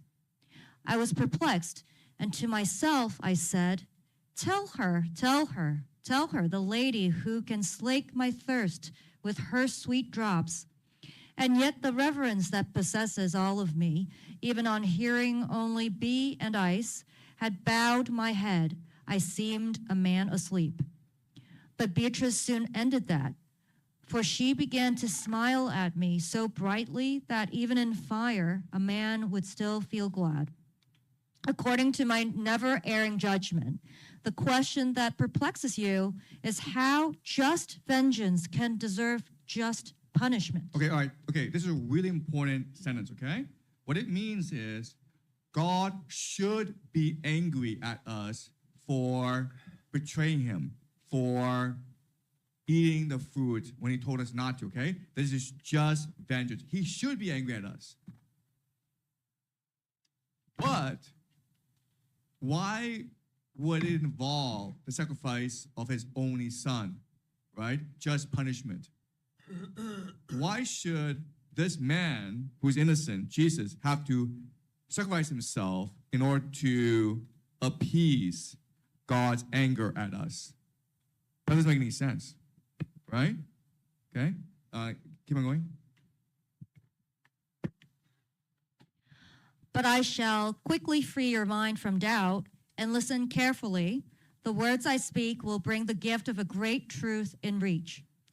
Since he could not endure the helpful curb on his willpower, the man who was not born, damning himself, damned all his progeny. Okay, stop. Who is this man? Yeah, it's Adam, obviously. Come on, right? Okay, keep on going. For this, mankind lay sick in the abyss of a great error for long centuries until the word of God willed to descend to where the nature that was sundered from its maker was united to his person by the sole act of his eternal love. Okay, so now there's a separation between God and us. And the question is, how do you reconcile, right? There's anger now. God is angry at us, and we basically screwed up, and we don't even know how to ask for forgiveness, okay? So this is a schism, this is a separation. Okay, keep on going.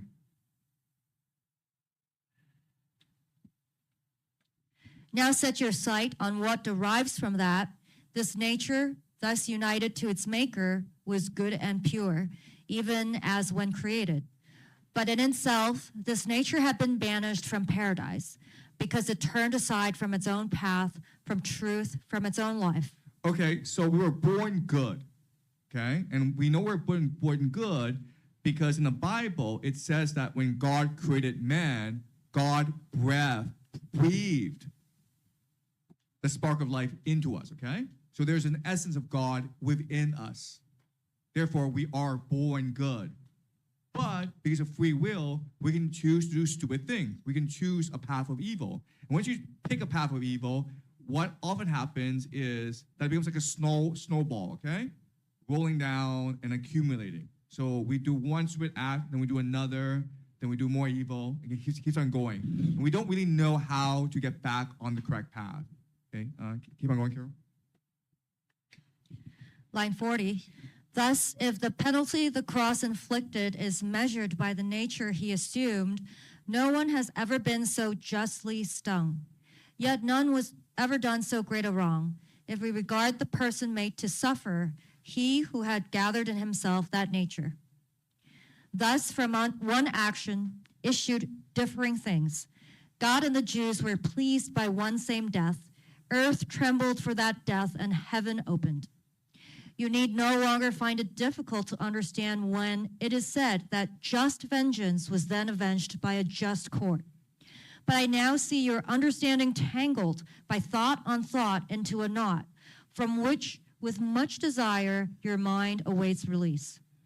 You say, what I have heard is clear to me, but this is hidden from me. Why God willed precisely this pathway for our redemption. Okay, right, okay. So this is the question, okay?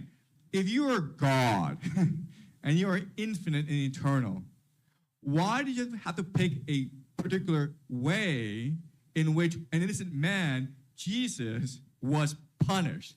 He could choose to be punished, but it seems unjust, okay? It seems wrong. Okay, keep on going. Verse 58, brother, this ordinance is buried from the eyes of everyone whose intellect has not matured within the flame of love. Okay, so what's she saying here, and this is really important, is you don't understand because you don't love enough. If you become a parent and you love your child unconditionally, then you understand why God had to do what he did, okay? God is eternal and infinite. There are a million solutions, and he picked the best possible solution. If it sounds stupid to us, if it sounds wrong to us, it's not his problem, it's our problem. It's because we don't understand love enough. Keep on going. Verse 61, nevertheless, since there is much attempting to find this point, but little understanding, I shall tell why that way was the most fitting. The godly goodness that has banished every envy from its own self, burns in itself, and sparkling so, it shows eternal beauties.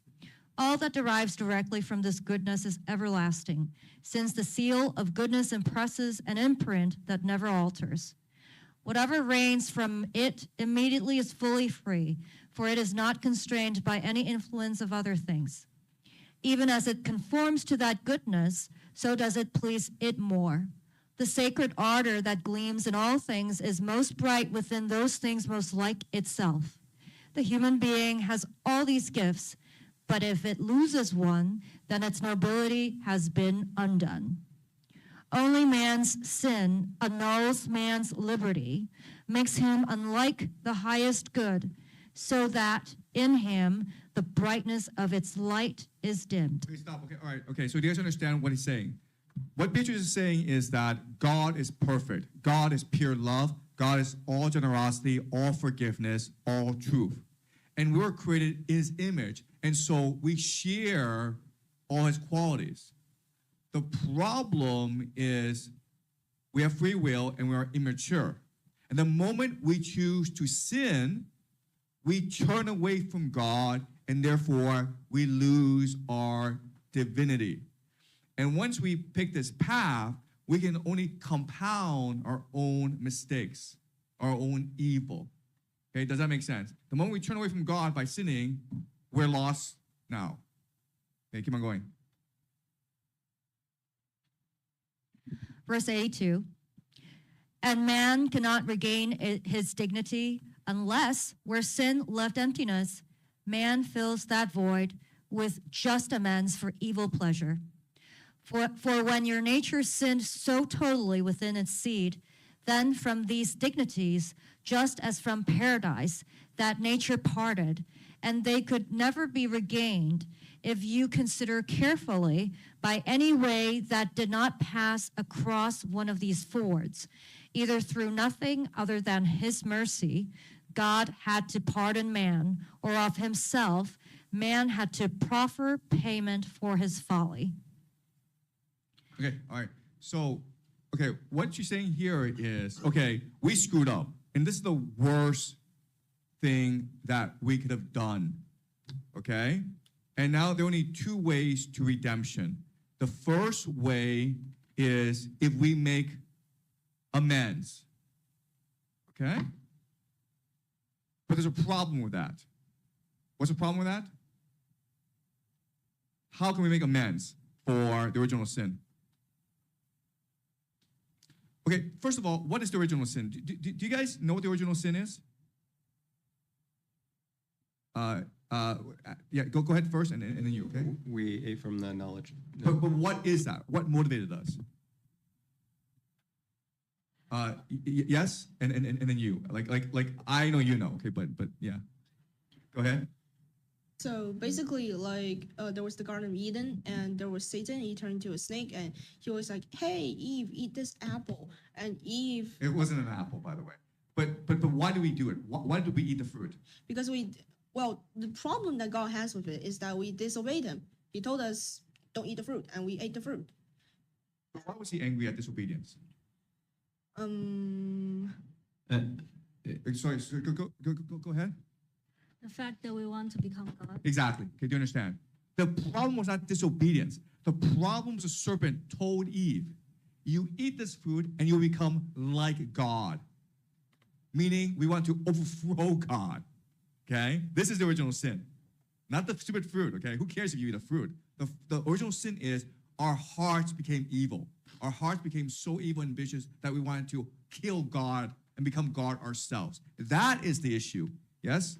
So where did it say that we want to kill God? Like this is monotheism, I know. But like where did it say we want to kill God? We want to be equal with God. That does not mean we have to kill him. Okay. Yeah. Sorry, Professor. Just like she said, the thing you don't want to kill him. Just you can replace them. Okay, you can guys. be like them, but not. Guys, you don't understand something. When we are working in a historical context, do you understand? At this time in history, what the Catholic Church teaches its followers, its flock, is that the original sin is our pride. Okay? This is historical fact. This started with the Bible, and in the Bible it literally says that the serpent tempted Eve to eat the fruit because it would make her like God. It's literally in the Bible in Genesis, okay? Then what Augustine, who will take this and say, the original sin is our pride. And this becomes the official doctrine of the church, okay? Do you guys appreciate this? I'm not arguing with you if this is right or wrong. I'm just saying this is what is historically true. And this is what Beatrice is saying, okay? According to the doctrine of the church, we want to be like God. And like, how can you make amends for that? And the answer is you cannot make amends for that. You want to kill God, okay? There's nothing that you could do to appease God or make amends or redeem yourself. Because you did the worst thing possible in the universe. Okay? Excuse me? The worst thing that you could do, yes. Okay? But the worst thing that humanity has ever done in the universe is to try to kill God. Okay? Okay. Verse 94.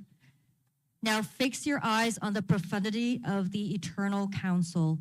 Heed as closely as you're able to my reasoning. Man in his limits could not recompense, for no obedience, no humility he offered later could have been so deep that it could match the heights he meant to reach through disobedience. Man lacked the power to offer satisfaction by himself. Thus, there was need for God, through his own ways to bring man back to life intact, I mean by one way or by both. But since a deed pleases its doer more, the more it shows the goodness of the heart from which it springs. The godly goodness that imprints the world was happy to proceed through both its ways to raise you up again. Nor has there been, nor will there be, between the final night and the first day, a chain of action so lofty and so magnificent as he enacted when he followed his two ways. Okay, all right, okay, so this is beautiful, okay? But this is the logic. The logic is we can't forgive ourselves, so God must redeem us. But God has to redeem us in a way that changes us for the better. And so he has his son. And the thing about his son is that it's a dual nature, right? Both man and God. Okay? So the fact that a man, Jesus, is going to redeem us will help save us, okay? Because now we are engaged in our own salvation through Jesus. Okay, does that make sense, guys? Okay, keep on going. Verse 115, for God showed greater generosity in giving his own self than that man might be able to rise, than if he simply pardoned. For every other means fell short of justice, except the way whereby the Son of God humbled himself when he became incarnate. Okay, so there's a million solutions, okay? And God spent 1,000 years, 2,000 years, who knows, thinking of a solution. And his answer is, well, first of all, I can't just forgive these guys. They'll learn nothing. And I need them to do it themselves. But they're humans, and they're kind of lame, so they can't do it themselves. So the only solution is for the Son of God to become man. Okay? That's the only solution. A million possible scenarios, there's only one scenario that could possibly redeem us, and it's for the Son of God to become man and to be sacrificed. Okay? That's the only way forward. Keep on going. Verse 121, now to give all your wishes full content, I go back to explain one point, so that you too may see it plainly as I do. You say, I see that water, see that fire, and air and earth, and all that they compose come to corruption, and endure so briefly. Okay. All right, stop. Okay, all right. So what I'm going to do now is help us appreciate the genius of the sacrifice of Jesus, okay? So I'm going to give you a thought experiment. The thought experiment is this. You are a mother or a father, who cares? You're a parent, okay? And you have a daughter named Eve.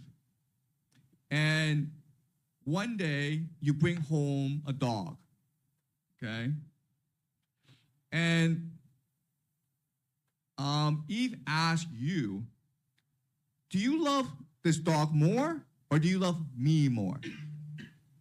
And we're like, we love you both.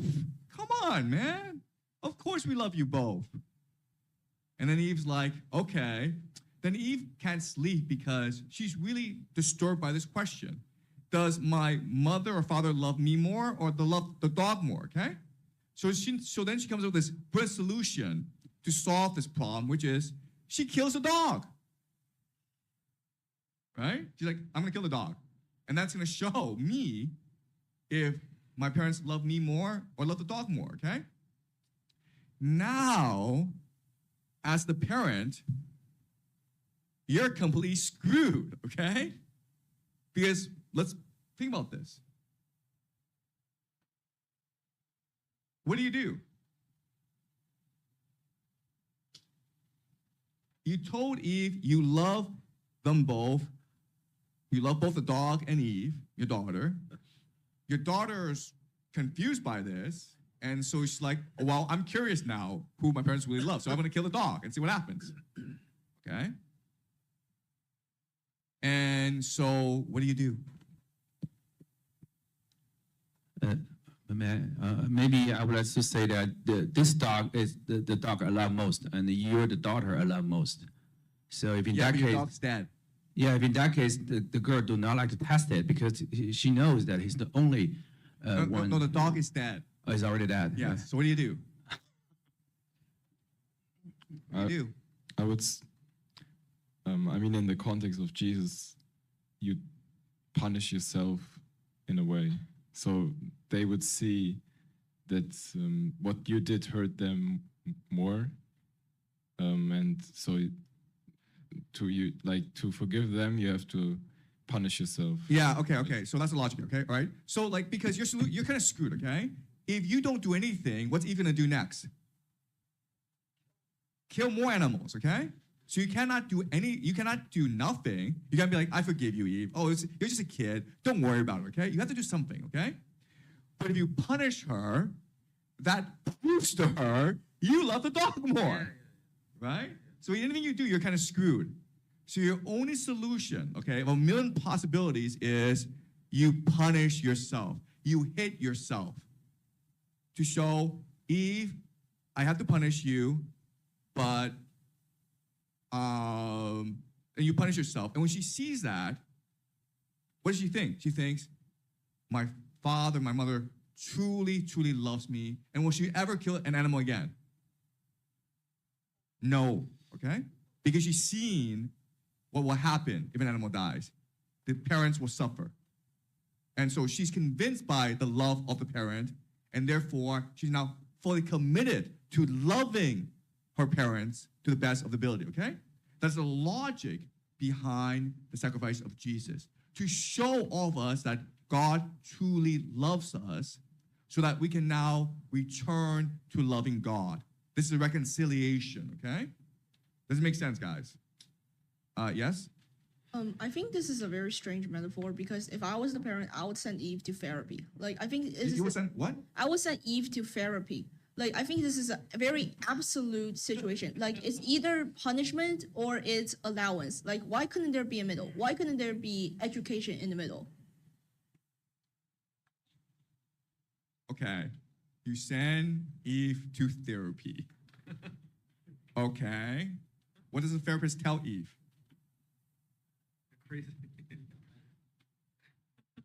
I'm not a therapist, but therapy has been proven to work on a range of conditions, including sociopathy.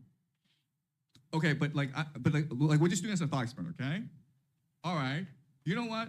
I'm gonna call the police, and the police are gonna come and arrest Eve. Oh, you know what? Screw this. I'm gonna call the therapist. The therapist will come and solve this problem with me. Will this make the things worse or better? Worse. Why? Well, the therapist would probably side with Eve, and then they would start to call the dad a bad parent or something. No. What's a therapist gonna do? Have you guys been to a therapist? Therapists don't do that.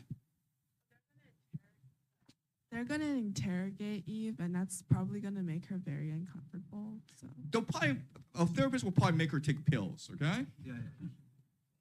Right? And that's a punishment. In which case, what does it tell Eve about her parents? her parents love the They probably don't love her, man. Right? They're like, I don't want to deal with this crap. I'm gonna send her to a therapist.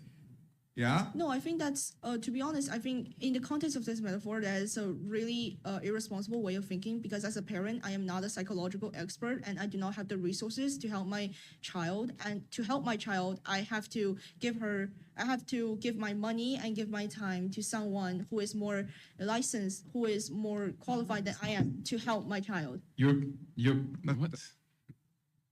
But your parents know you the best. Like your parents should be the ones that could help you, not a random stranger. Doesn't work here in China, bro. I don't think this is really relevant. I don't think this is really relevant. I think that's the rational course of action. Yeah, but the point is not about what's rational to do. It's about Eve is trapped in this dilemma where she believes that if you send me to therapy, if you punish me by just a little bit in any means, anyway, it shows to me that you don't love me. That's her logic, Then you kind of, in her logic, you have, But how ruin is her. therapy a punishment? For her, it is a punishment. Whether you slap her, you scold her, you Look, comfort listen, her. I guarantee it's you still that a if you kill a punishment. dog, okay, and you go to therapy, they're gonna make you take pills. I guarantee you. Okay, and that may not be the best solution. Yes. But as a parent, do we take Eve's logic as permanent? Do we accept that, or do we need to kind of, do something on our own behalf to kind of try to tweak that logic or change that logic? I'm actually confused, like how there must be something wrong with Eve beforehand, like your education, no. right? Oh my For her to be able to kill the dog. This is just Again, we need to Do use you our guys have imagination. Right. Well, I do have kids, so which is why this is particularly concerning for me. Like I would be the first guy to try to kind of sit down with Eve and try to understand where she comes from, and then we go from there. Like maybe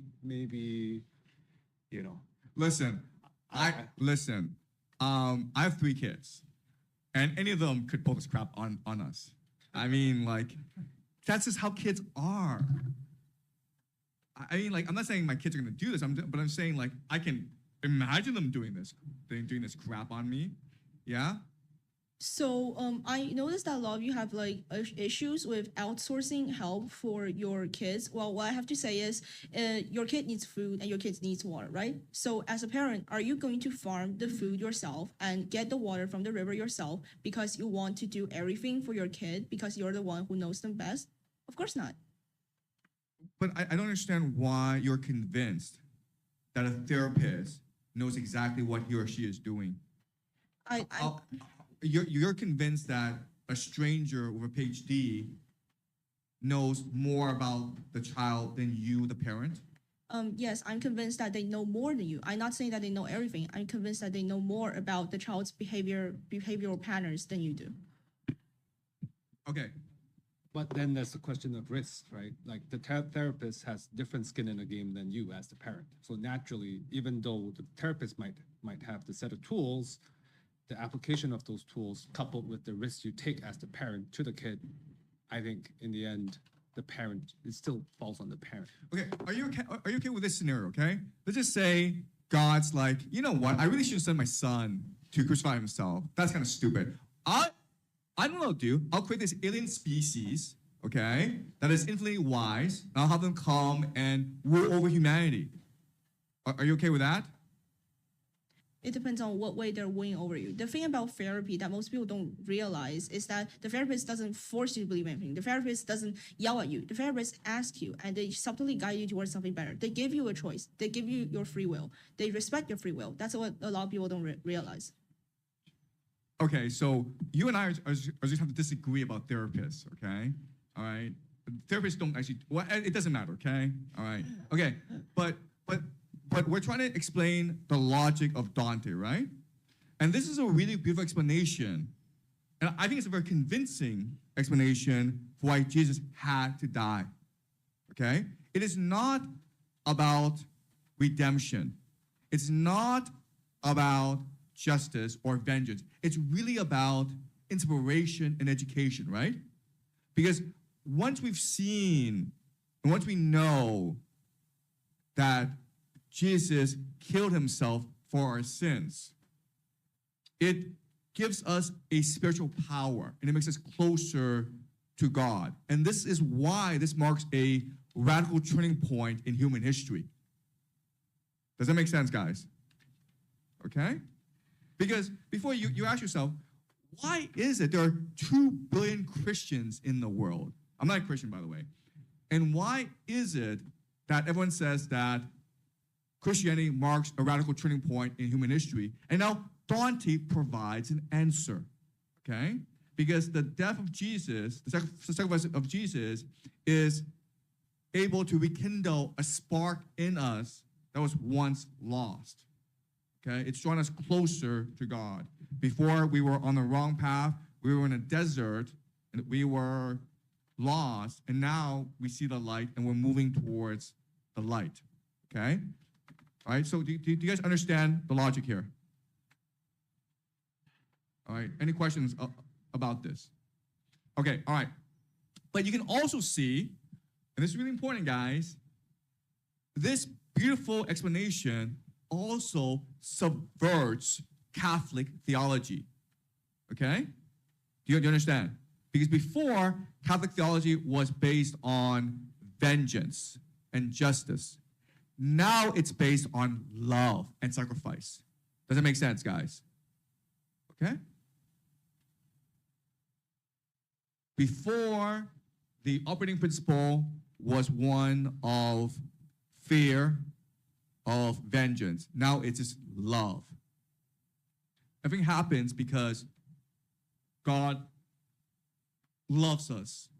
And that's why God had to be so careful and deliberate in his solution to this problem. Okay?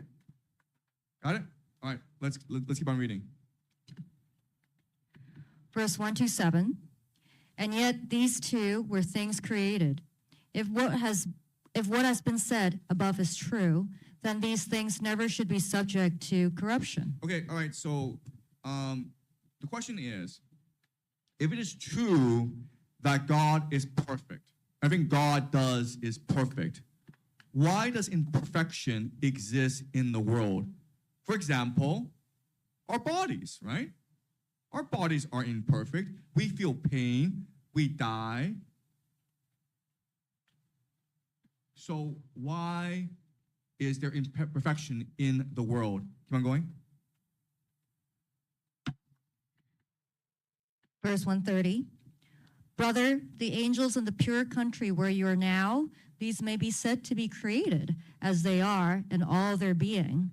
Whereas the elements that you have mentioned, as well as those things that are made from them, receive their form from a creative power. The matter they contain had been created, just as within the stars that wheel about them, the power to give form had been created.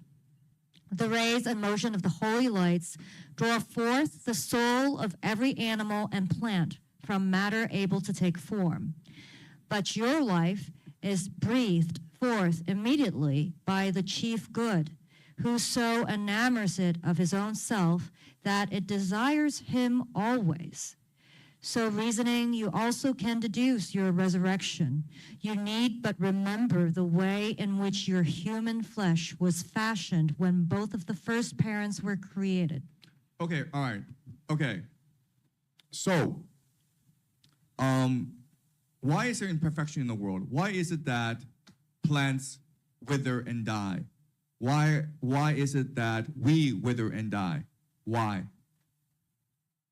If God is perfect and everything God creates is perfect, then why is there imperfection in the world? Yes? If everything is perfect, there's no meaning. Okay, what does Dante say? I mean, Dante tells us, okay? Yes? Because of the original sin. Excuse me? Because of the original sin in the Garden of Eden when the humans sinned. But that doesn't explain the plants and the animals and decay, yes? So God is perfect and he make us imperfect. So therefore we can be better. Therefore God can be more perfect. Okay, all right. So what this is saying, okay, is that God's perfection, right? Does God have the time to create the stone or the plant? Does he? Does God care? This table, was this created by God? This table. What created this table? Yes. And how did we create this table? From trees, and what created trees? Did God create the trees? God created the small trees and became a big tree, right? Seed. So God created the seeds.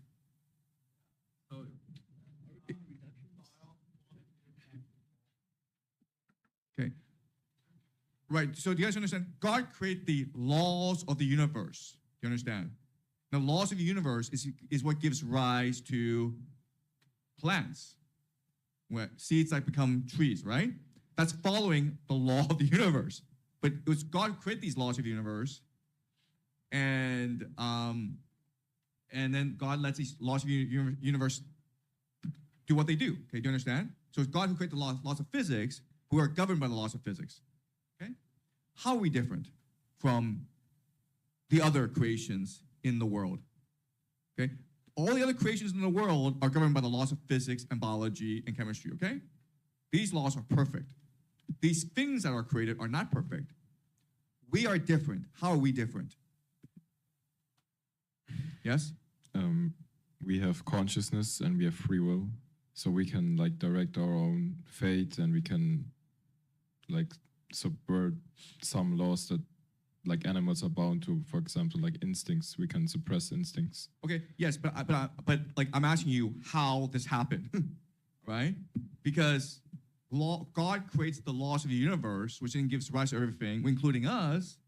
We're different, but we're different from everything else, right? So how was this possible? Yes? Because we are made in the image of God, but all the other creatures aren't. And so we have his traits, I guess, or we are most like him, so we have free will. Yeah, but how did you how did your body come into being? Does your body follow the laws of biology? Yes, it does, right?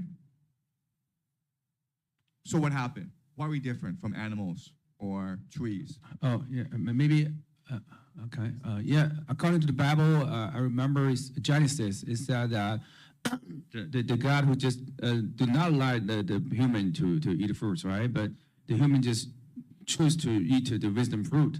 So it means that he betrayed God, right? Okay, so, guys, we're trying to read Dante, okay? Okay, it's like let's read line 139 to the end again, okay? He tells you the answer. Just read it carefully. We'll read it first, okay? The rays and motion of the holy lights draw forth the soul of every animal and plant from matter able to take form. But your life is breathed forth immediately by the chief good, who so enamors it of his own self that it desires him always. So reasoning, you also can deduce your resurrection. You need but remember the way in which your human flesh was fashioned when both of the first parents were created. Okay. Why are we different from animals and trees? We have a soul. Excuse me? We have a soul. How do we know we have a soul? Yeah, it says here, guys, you have to read Dante, okay? Your life is breathed forth immediately by the chief good. Okay? Do you understand? And how do we know this? Because it says so in the Bible, right? How did God create Adam? Do you guys know? How did God create Adam? What is Adam crafted by? Dust and soil. Dust, and then what happens? Breathes into him and brings him to God breathed into him, and that's what gives Adam life, okay? So in other words, God put a part of himself in us. We call this a soul. And because God put a part of himself in us, what is our greatest aspiration?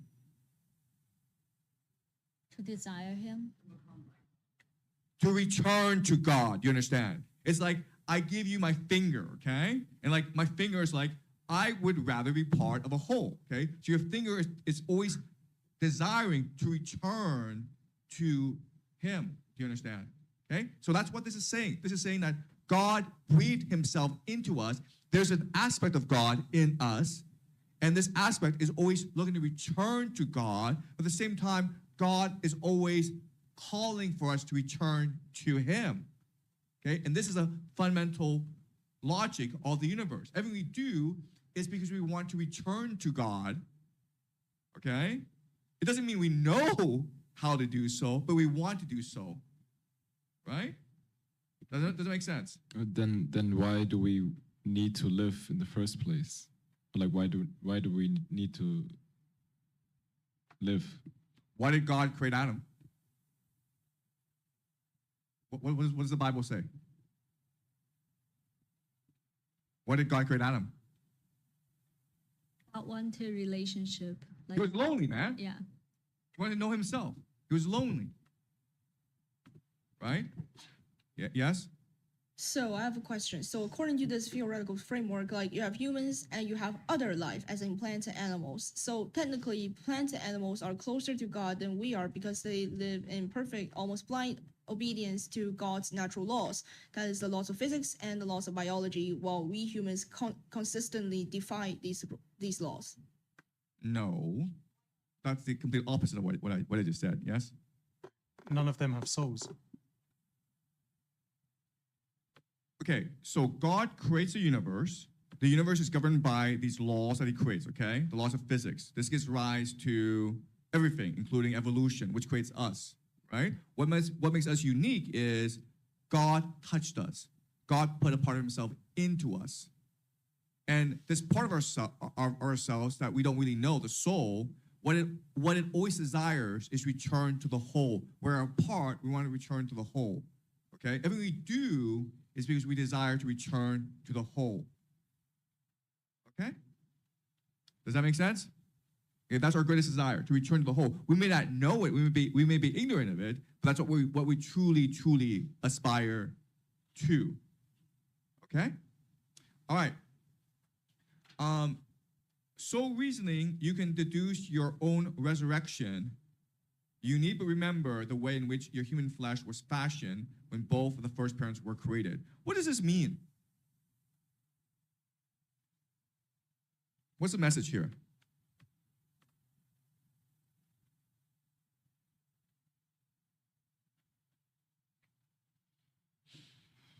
Yes?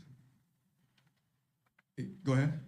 So he was saying that both of the first parents refer to Adam and Eve, obviously, and basically he is restating that thing in Christianity where the soul is immortal. So if you can remember a time before your corrupt flesh, then you're immortal now. Yes, exactly. Okay. Sorry. Do you want to say something? Okay. So what this is saying is like, remember that you think you're a body, you think you're a human, but what you are really is an aspect of God. That's what your soul is, an aspect of God, and that makes you eternal. Okay. So in other words, you can't possibly die. You can only be reborn, and be reborn. Okay. So if this is the case, what's the purpose of life? Right? Because today you're taught that the purpose of life is to seek immortality, to live forever, to be wealthy, right? Don't die. But this is telling us, well, you weren't going to die anyway. Who cares? Then what's the purpose of life then? Yes? Somehow I believe life is just about being happy, making yourself as happy as possible without harming other people. But I'm pretty sure that this is a perspective that Dante explicitly disagrees with. What would Dante say? Well, he rejects the materialism of the Catholic Church, obviously. And basically, the pilgrim Dante is alive here. He is flesh and blood here. And yet he is climbing up to heaven. Yeah, exactly. He's up into heaven. So basically, what he's trying to say, what I think he's trying to say is that we have to pursue not material pleasures, but a spiritual good. Okay, so anyone else? What's the point of our existence? Oh yeah, maybe because the God just tried to come back, so he just hope that people can bring him back because we're a part of them. We're just like maybe a signal or what. He just wait us to bring him back, just like we make machine man, right? Or Robert will sometime bring us. So back, you're saying that right? God wants to come here? Yeah, he will come back. Because he live away, right? He will come back. So just like he said, I will come back. If you trust me, and I will come back. I don't understand why God wants to come here. Okay, anyone else? Yeah?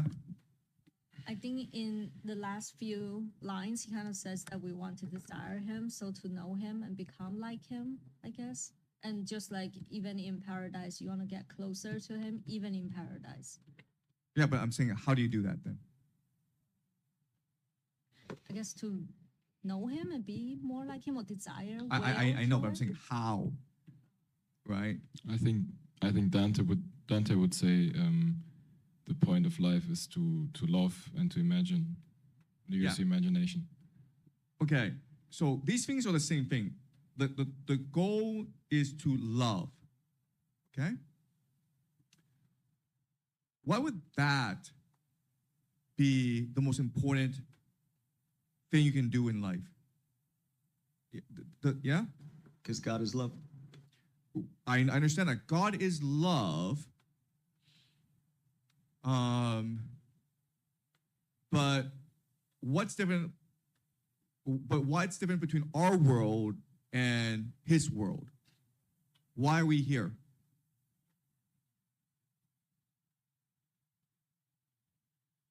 Yes, because according to Dante, like we're fragments of this love, right? If God is love, we're fragments of this love, and our journey for each and every one of us is to return to the source. So, I guess Okay, but then like, why not just kill yourself? Like right now. no, you wouldn't be able to return to the source if you kill yourself. That will lead you Then how do you return to the source? to love, to amplify whatever that is within us, which was breathed into us in order to get closer to the source. Okay. Anyone else? We should act in accordance with natural law, What is natural law? the morality that's set up by God. Okay. Right. Okay. Try to be specific, okay? Yes? Did you have a... Okay, all right. Anyone else? Yes? Maybe we should try to experience more. We should experience more. Because God can't experience as a human. Okay, all right. Okay, so let's think about this, okay? Everything God does is perfect. Everything God does is for a perfect reason. He created this world, which is governed by perfect laws, but it's imperfect in that, well, there's evil, there's pain, there's hunger, there's agony, there's suffering. What's the point of all this? Why would he create a world like this? Yes? Well, if I didn't know about the whole baptism thing, I would say that we are here and we have to live a full life and we have to live a good life because we have original sin and we have to redeem our souls, which are, after all, afflicted with original sin from the Adam and Eve business from original sin. But there's this whole baptism thing, and therefore my explanation is null and void. Okay, all right. So an idea that you guys need to remember is like, we don't have to redeem ourselves because Jesus already did it for us. Do you understand? Okay? This is a major assumption of divine comedy. So now the question then is, if we're redeemed, everything that is done is for a purpose. Everything is in the mind of God. Everything He does is for a perfect reason. What is the purpose of this world that we live in? Maybe there's, just like experiment. How about we're living in the two world. The one world is perfect world, just what God created.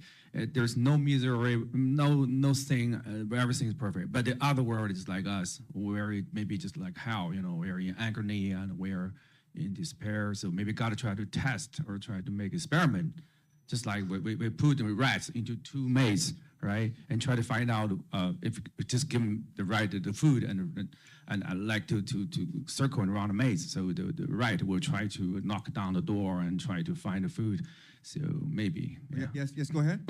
Maybe because love is made perfect in pain and agony, maybe like that way. So it's Can you explain? like you cannot show or exercise or prove love without paying a price for it. So then the other side of the coin is that you have to pay a price or you have to deal with some sort of ugly, evil things to see what's beautiful, maybe. Yeah, but I mean, like, why would God do this? What's the point of this? Okay, all right. Let me ask you this question. What is it that we have that God doesn't have? flesh, human body.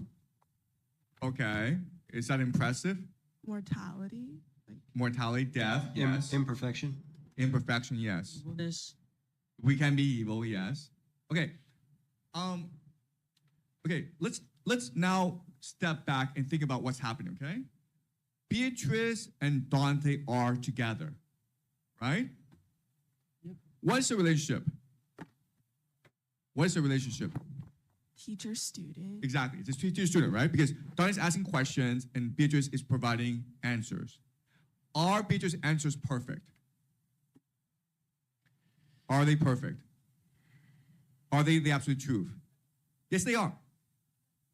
Yeah, I understand you can argue with her, but I'm saying I'm saying that in Paradiso itself, like Beatrice admitted that her words are but an imperfect reflection of the truth. Like she is trying to communicate the truth, but she is doing it to Dante, and Dante is not able to take the truth in his present form. Okay, all right, okay. Let's take it step by step, okay? First, we've established that the relationship between Beatrice and Dante is teacher-student, okay? That's point one. Point two is, even though you could be right in like how Beatrice expresses herself for Dante is imperfect, her understanding of the universe is perfect. Correct, yes, because she represents God. Everything she says is perfect. We may not understand what she says. Dante may misinterpret what she says, but everything she says is perfect. Okay? That's number two. Number three then is, what then is the point of teaching Dante? So that he can be the mouthpiece and tell people about it. Okay. Like a prophet. So historically. Can I answer? Yeah. Well, Dante, the Divine Comedy is you go through hell first to get to heaven. So earth is hell, and you can learn from all the materialistic things. You can learn if they're good or not, and then return to God yourself. But you have to go through Inferno first. Okay. All right. So in the Bible, there is a book called Ezekiel. Okay. Ezekiel, can you actually draw it up, okay? Okay. Right. So we're gonna, what was it? Ask Google, okay? How does Ezekiel receive the word of God? All right. So Ezekiel, it's a book of the Bible, and he goes up to heaven. And he goes up to heaven to receive the word of God, just like Dante is receiving the word of God. How does Ezekiel receive the word of God, do you think?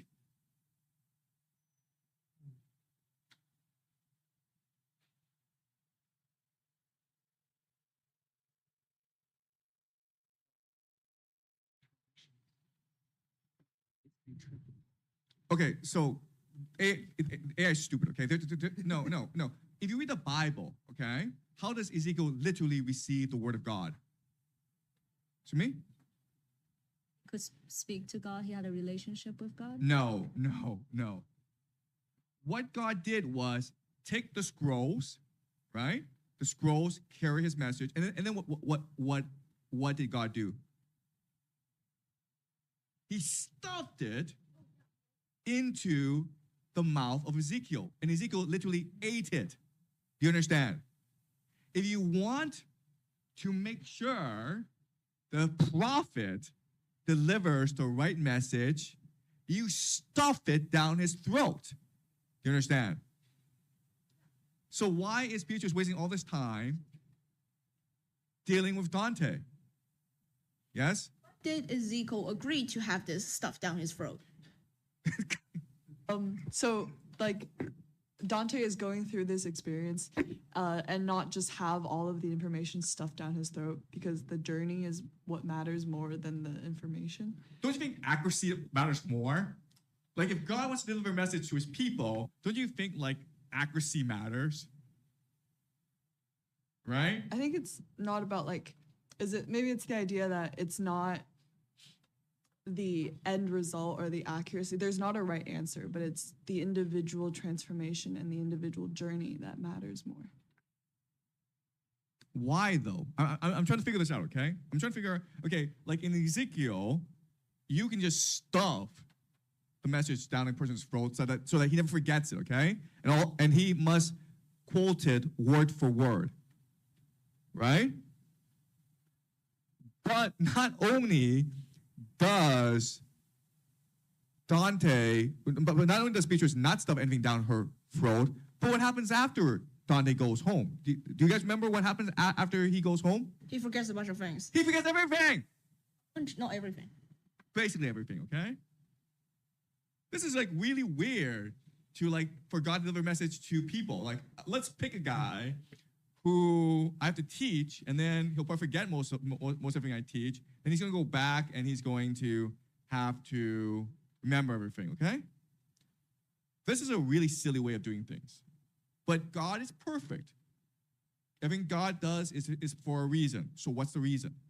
So can it be that God wants us to utilize our one gift that he's given us, free will, to freely choose to be nearer to him, and we each have to take that trip or that process individually? Dante can't take that trip for us. Okay. Yeah, that is correct, okay? So how can Dante deliver this message? Or how can Dante help us go on this journey ourselves?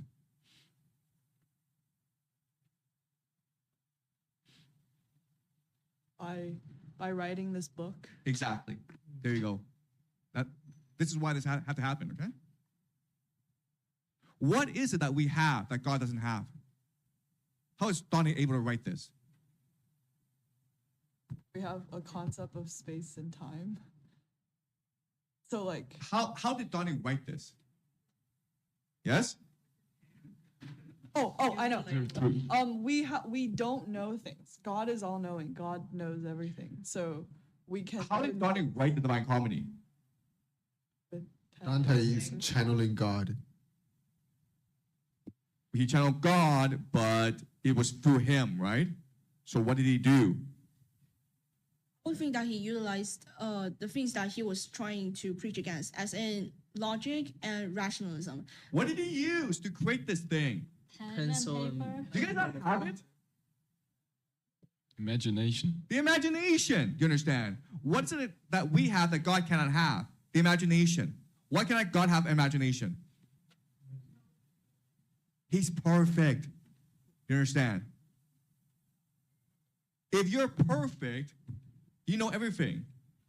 You cannot fail. Therefore, you cannot have an imagination. Okay? That's why Beatrice cannot come to our world and communicate with us directly, because she lacks the imagination to do so. Right? That's the entire point of this journey. Dante must go through this journey himself in order to experience the truth of God, but then he must use his imagination in order to help us go on our own journey, and that is by writing the Divine Comedy. The entire purpose of his visit to heaven was so that he could write the Divine Comedy. Okay? Basically, he's a journalist, and he's been invited to heaven to do some reporting and come back and then write it in a very nice way so that we can all go on this journey ourselves. Okay? That's why Dante had to go to heaven. That's why he had to write the Divine Comedy, okay? So that we can, by ourselves, go on this journey to heaven and discover what God truly is. Does that make sense, guys? Okay, again, everything God does is for a perfect reason. If you don't know it, it's because you're not thinking hard enough. Okay? Yes? Okay, this might be pushing the point here, but if God is perfect and there's nothing that we have that he doesn't have, then how does we have imagination and he doesn't? Yeah, that's a good question. Why? What is that we have that God doesn't have? Oh yeah, maybe because God is invincible, because God can live forever, but life is limited. So people have imagination because if you're limited, so you just always want to know more about. Yeah, exactly. Yes. Go on. Imagination isn't a skill that something you have, it's something that you lack. So if you already know everything, there's nothing to imagine, but we can imagine because we have gaps in our thinking. So yeah, because our lives are limited, we want to transcend to higher realms or higher consciousness.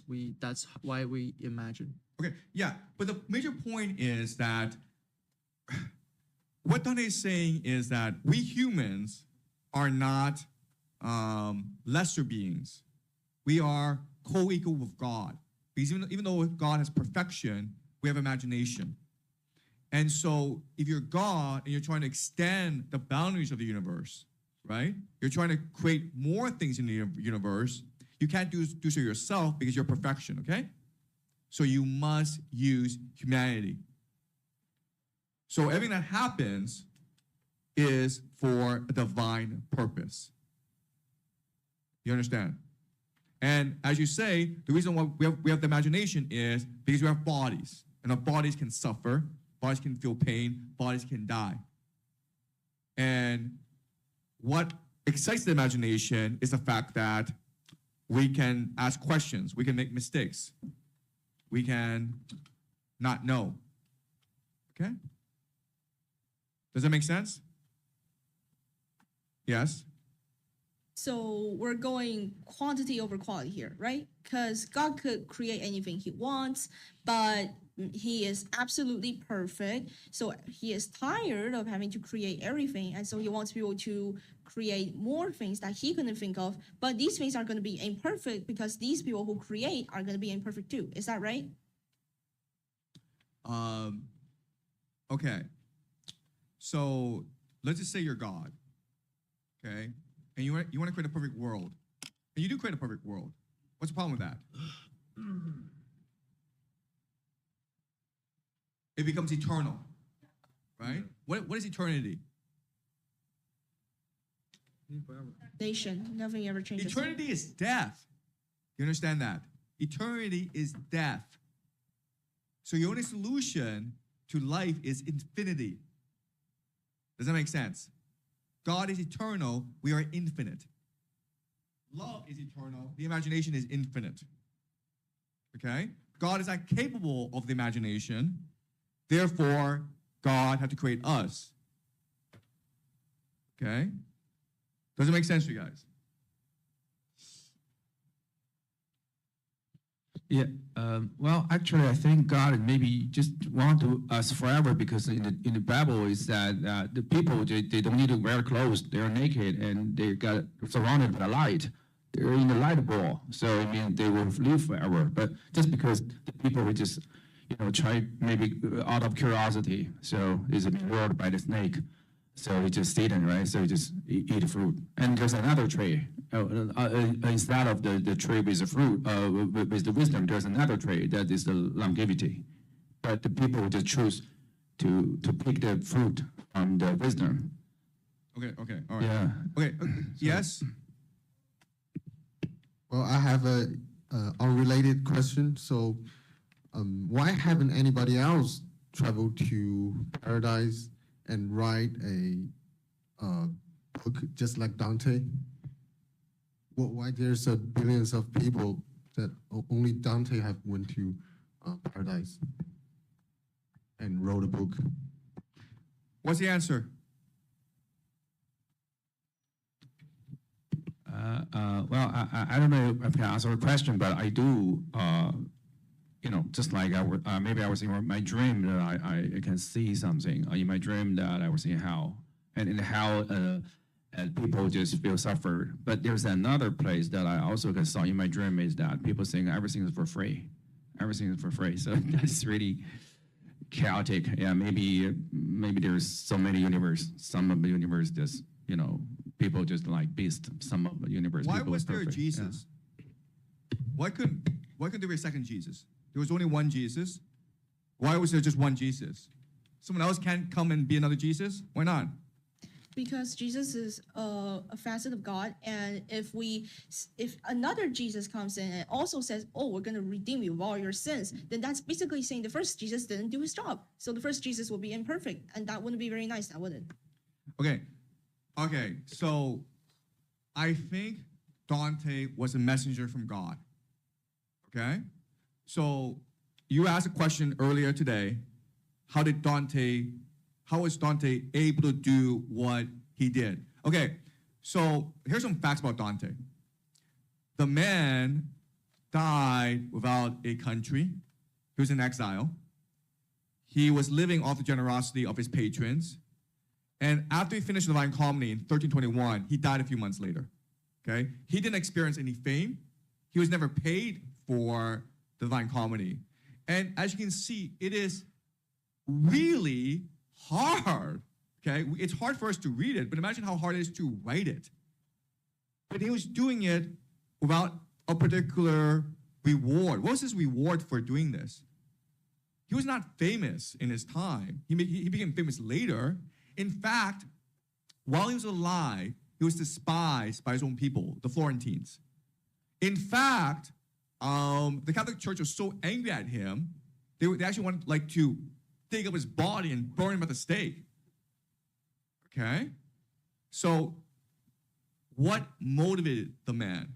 How was he able to focus 20 years of his life on writing something that may or may not have been burned by the Catholic Church, that may or may not be read by people? Okay? And the only answer that I think makes sense is the moment he was born, he knew what his mission was. And throughout his entire life, the Divine Comedy, in its complete form, appeared to him in certain fragments. And in his head, he kept on imagining these different parts. And then when he finally conceptualized the entirety of the Divine Comedy, he then wrote it down. Okay?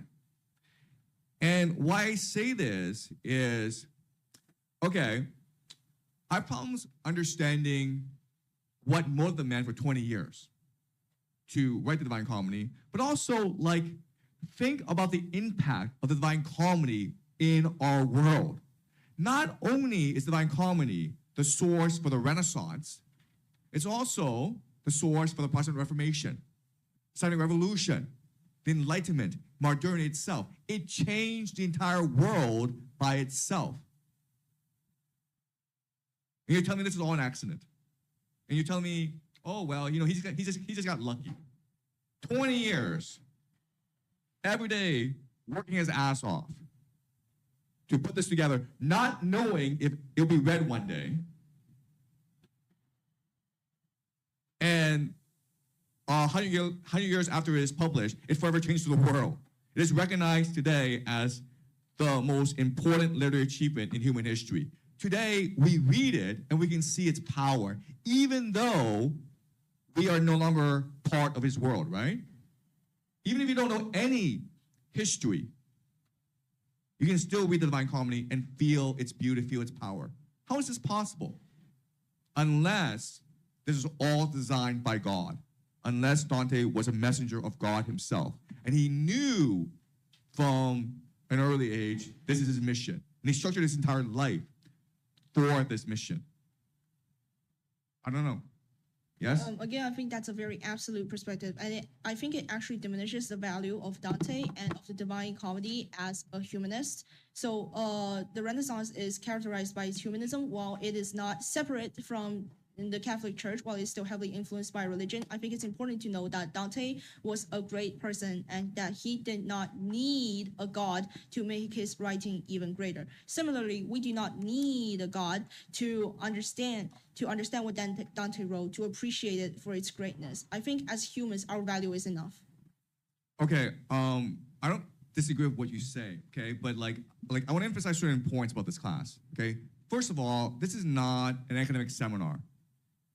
This is about intellectual speculation. It's about going on a journey like Dante went on his journey to figure out the structure, the secrets of the universe itself. That's point one. Point two is, on this journey, it has to be a leap of faith, okay?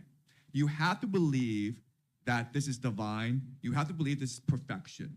You have to believe that when you enter the Divine Comedy, you are entering into the soul of the universe itself. And my argument to you is that if you take this leap of faith, if you open your heart, if you open your mind, and you fully embrace the Divine Comedy, you'll be transformed by it, okay? And you know what? If it is not true, there's absolutely no harm to you, okay? But if I'm correct, this could be the most life-transforming experience in your life. So why not just take the risk? Put away your delusions or your beliefs about our world and fully embrace divinity. Okay? And I'm saying only by doing that can you truly appreciate the divine comedy. Is that clear to you guys? Yeah. Okay, that's it for today. We'll continue tomorrow, okay?